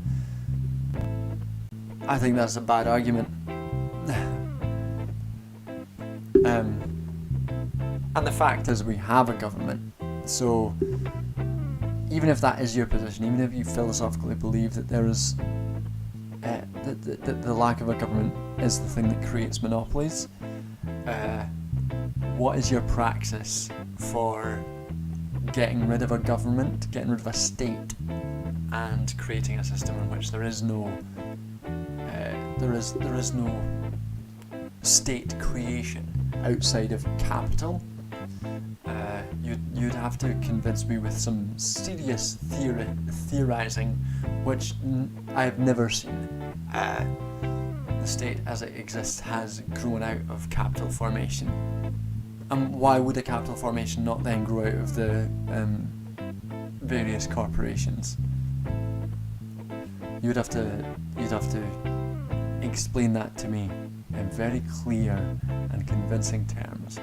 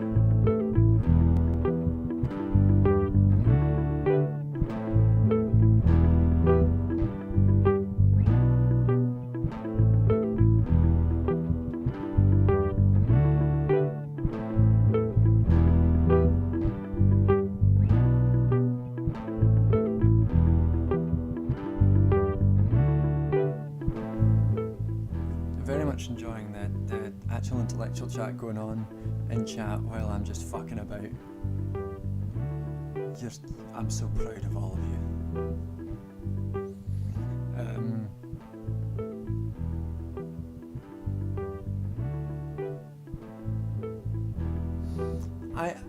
I've said on this stream and in many places before,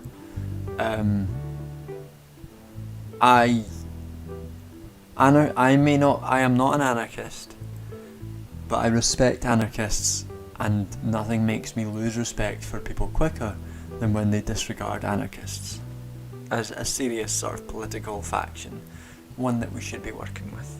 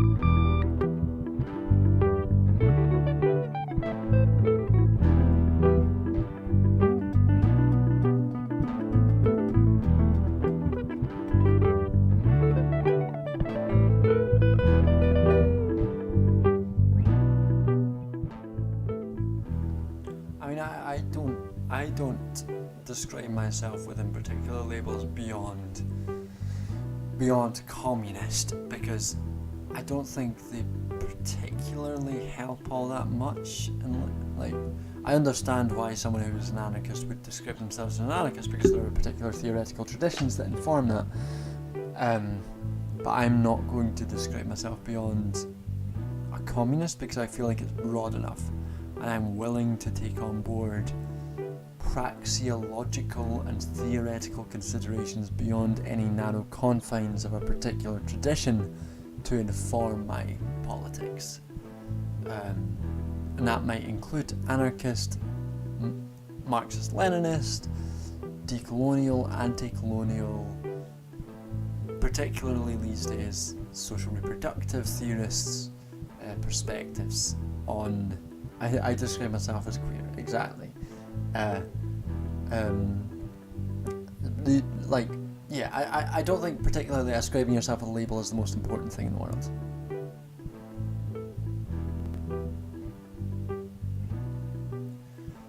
I heard the true laissez-faire is a good argument from a self-identified classical liberal co-worker of mine, ironic because he also agreed that a welfare state was good. See, So this is the issue with the classical liberal thing. The classical liberals these days aren't really classical liberals in the sense that classical liberals exist. I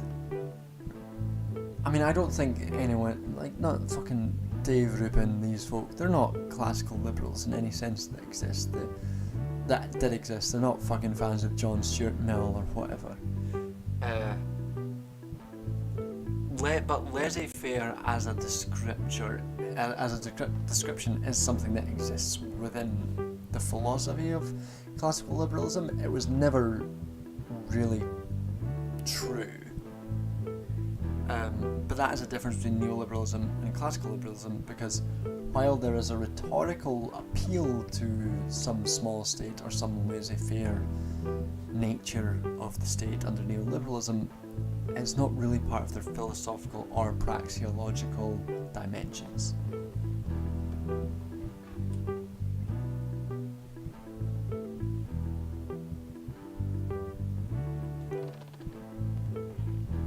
I'd be amazed if Dave Rubin had even heard of John Stuart Mill.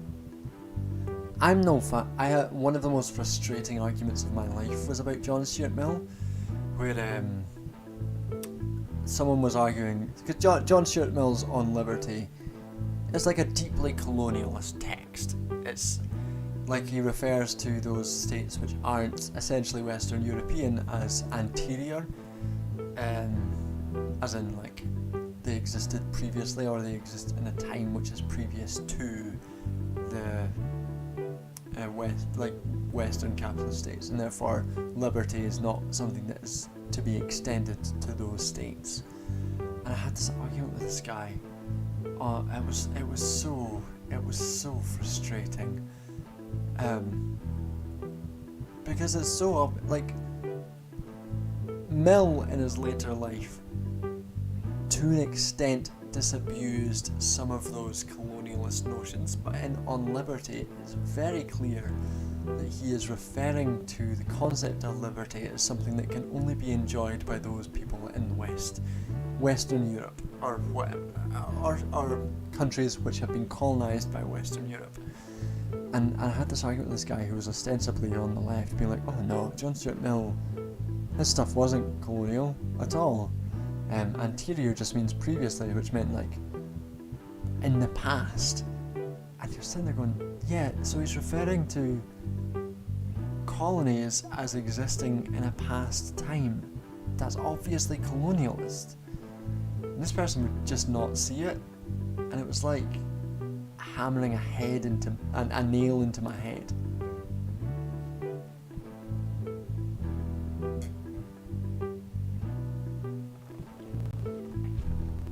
Harker, I just read your comment. My politics are informed by Fieri, Mao, Supporter, Lenin, Chomsky, Kropotkin, Duncan, Rawls, Sophie from Mars. Actually giving me the sweats to see to see that fucking joke played out.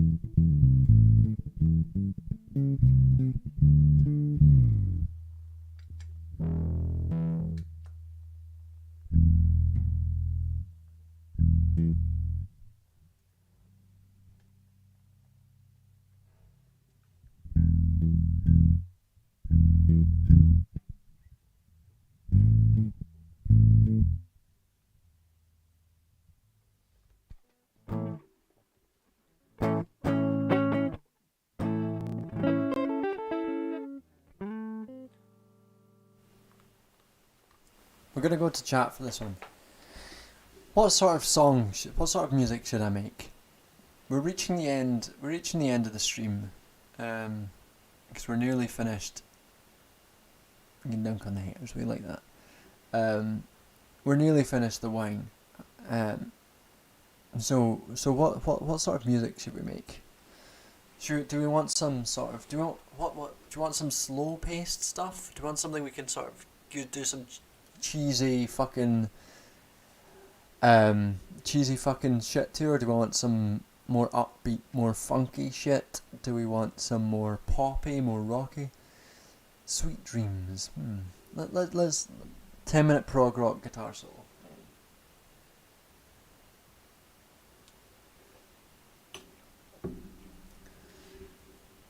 I have been meaning to read a lot of anarchist. I for years now I've been meaning to read some anarchist literature. I would be surprised if you could turn me into an anarchist. I mean, to be clear, I'm not I don't think capturing the state is a effective praxis in, at least in the imperialist countries. But I think there are enough exceptions to rules praxeologically that stop me from being an anarchist. Something the tone of Muse. Oh, let's see if we can do something the tone of Muse. This won't be the last thing we end on, but let's see if we can do something. We can definitely do something in the tone of Muse. I was well into Muse when I was like 15.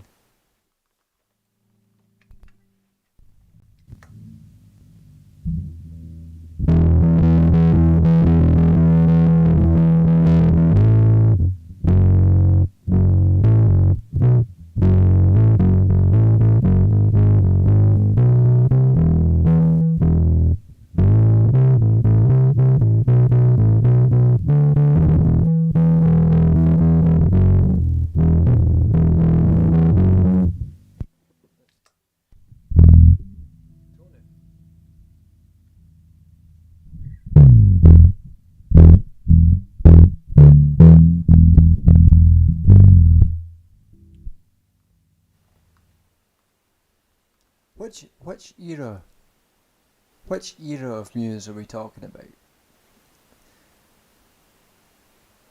We can do a Muse, ape a Muse, but which era are we talking about? Supremacy. 2012 Muse.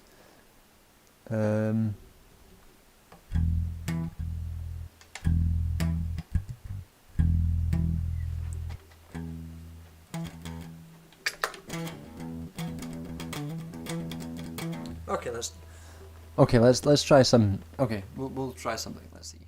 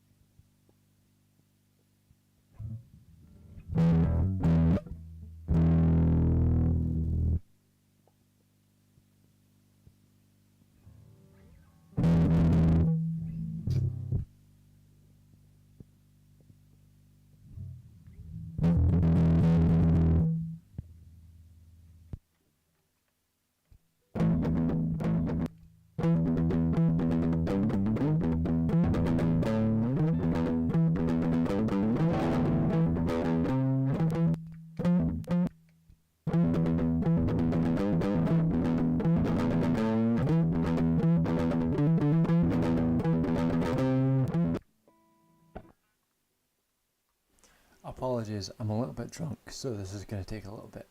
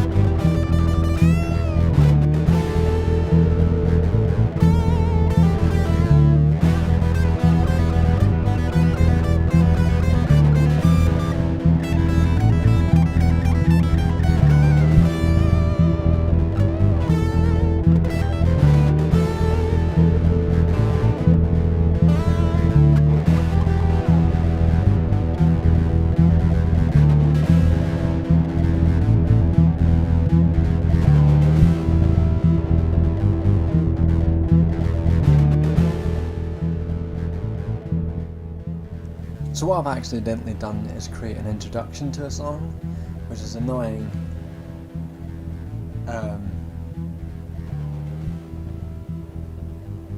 Hey, Akira, I'm very glad to hear that. You can hang out as much as you want, and we're very glad to have you. Quiet participant or not. Hello, Anios, welcome. We're gonna have to move on from this because it's an introduction, and it's gonna drive me insane if we don't resolve it. We're gonna have to do a verse.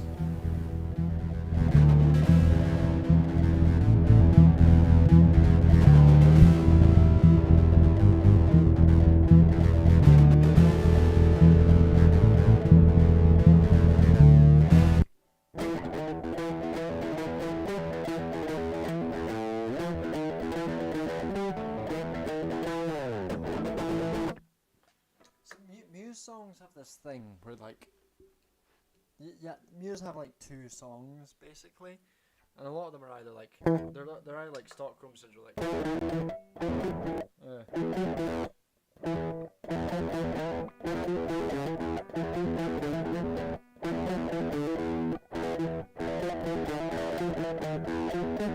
fuck, I'm too drunk to play it.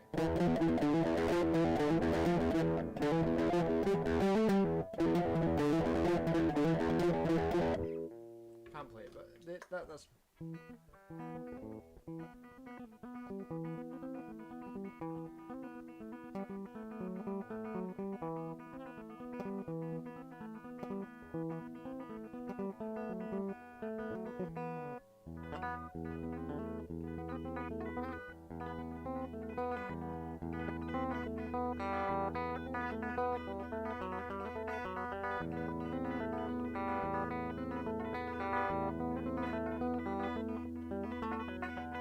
That isn't a Muse song, that's just something that's fun.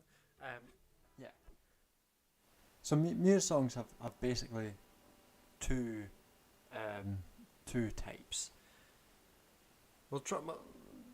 They have some good riffs. Let's see if we can do like a Muse style, like upbeat style riff. The other type of Muse song is best like uplifting kind of shite, like.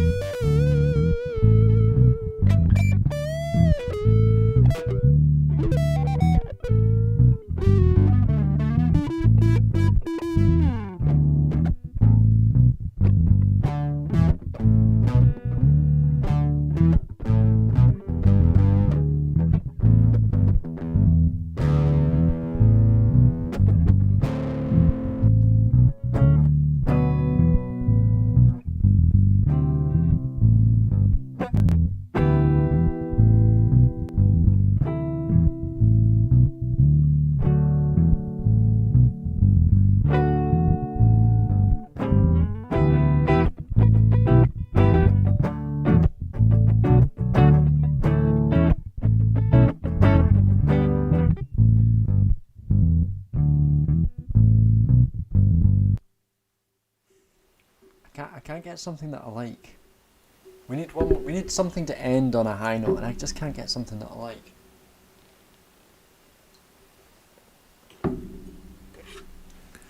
Let's see. We'll try something. Let's see.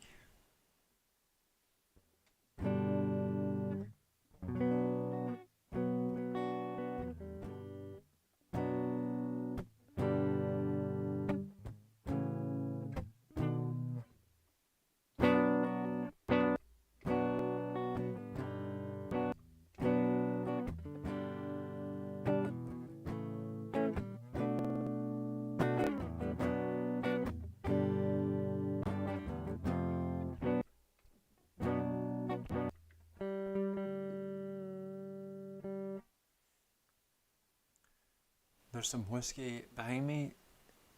You're the devil. I know there's whiskey behind me. It's in my brain right now. I've still got some wine left. We will see. We will see if the whiskey gets cracked out. I stole some whiskey glasses from the pub last week, so we'll see if that whiskey gets cracked out.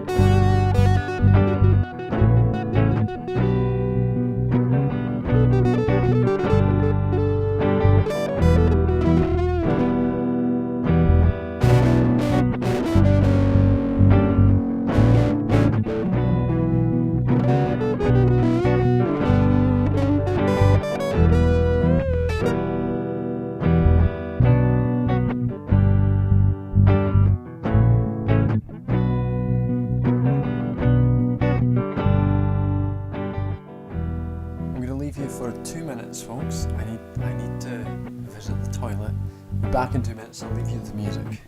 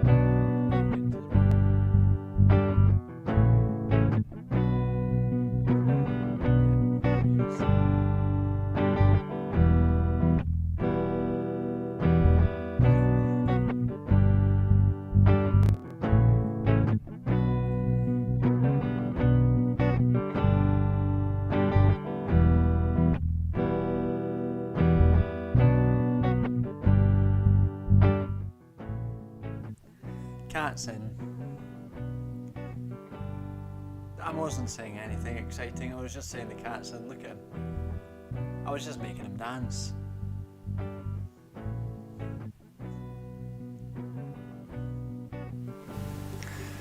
This is what it looks like when a cat dances.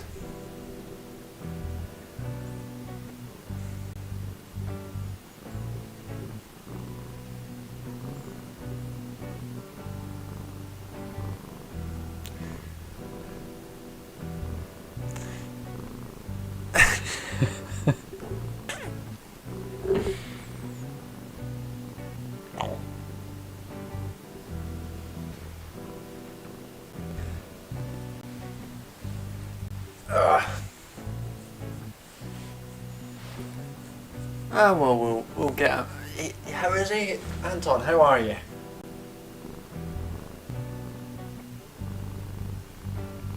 He's purring.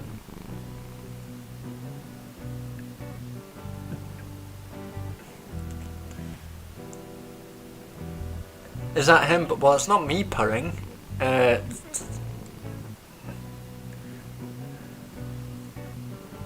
Boop.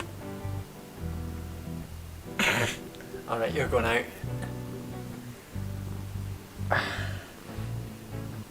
Yeah, he had a hard time. He got neutered. He had his bad.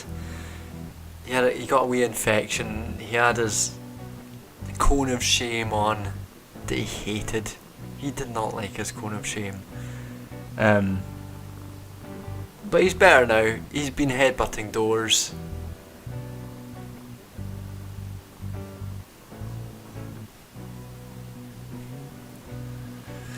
Alright, out you go. We're gonna chuck you out now. You've had your 15 minutes of fame.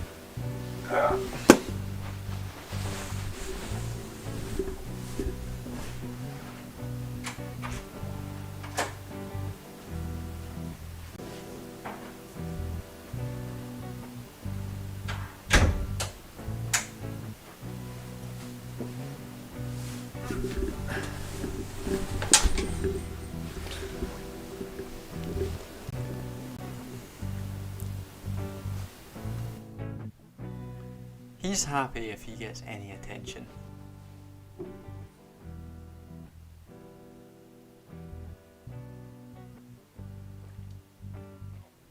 Oh. Yeah, he's all good now. He gets all the attention.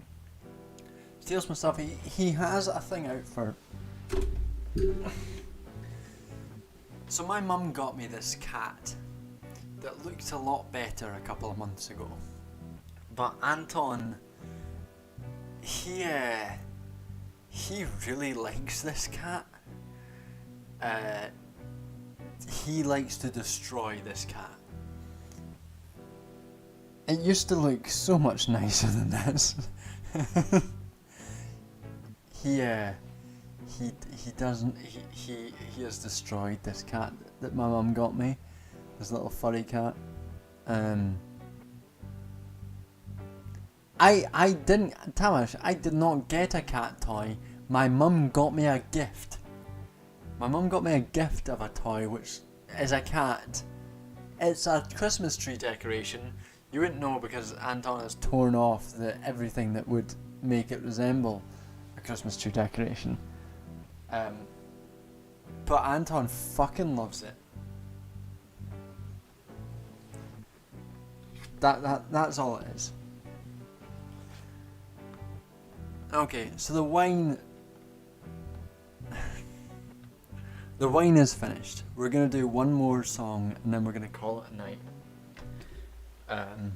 For this stream. So get your questions in now. If you've got any questions, get any requests in now. We're gonna try and do something. We're gonna do something fun and uplifting for this final song. One more wine. I finished the wine. Wine's done.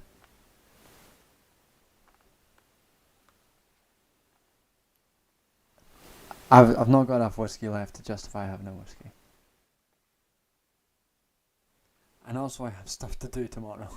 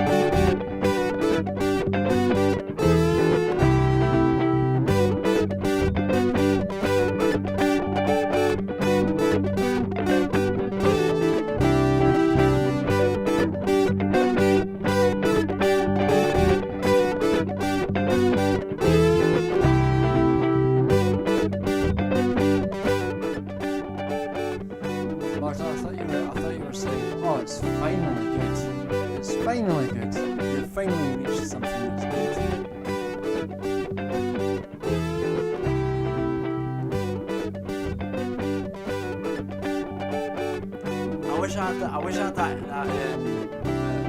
pedal that I forgot organs, because that's got drums, and you could get some good drums on this thing.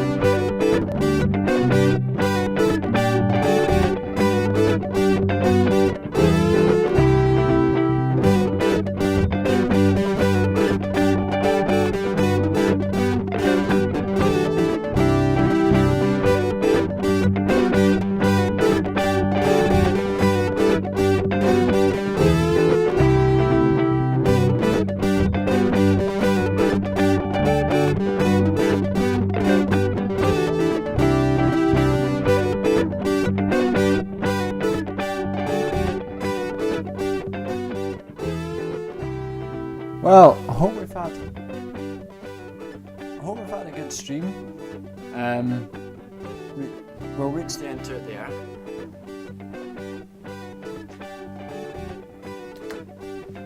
I've had a good time. I've enjoyed everyone's chats. Spelling is difficult when the bottle is in sight. Yeah, that's one of my warm-up exercises when I'm about to do a video. Spelling is hard when the bottle is in sight. Exactly. Hope we've all had a good time. That's all I want from these streams, is that people leave it having had a good time. I like this tune though. It feels like the sort of song that plays at the end of like a 1980s like high school movie in which the hero discovers something essential about himself, and he's like going on to college, pleased with his development as a character.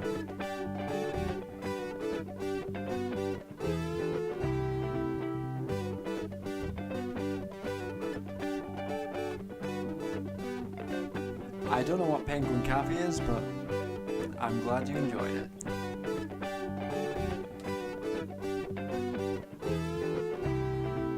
Some TV show, I don't know if it's set in Hawaii, Tama. It feels like it's more set in like California than Hawaii. It's more like a California vibe, I'd say. Yeah, running through a city rather than Hawaii. It definitely feels like an uplifting moment when some sort of Orange County dweeb is talking about how they'd had a great experience learning about who they were or whatever. But we'll call it an evening there. Thanks for John moving on would be the name of his late night teen show. Exactly. Thanks for joining us. We'll see you in 2 weeks, hopefully, if I keep my schedule going. For more bullshit and guitar. Hopefully by then my new loop pedal will arrive and we'll have even more dimensions to these songs. Bring for more vibes. Sorry, not you 010. We'll get us next time. And yeah. Catch you all later.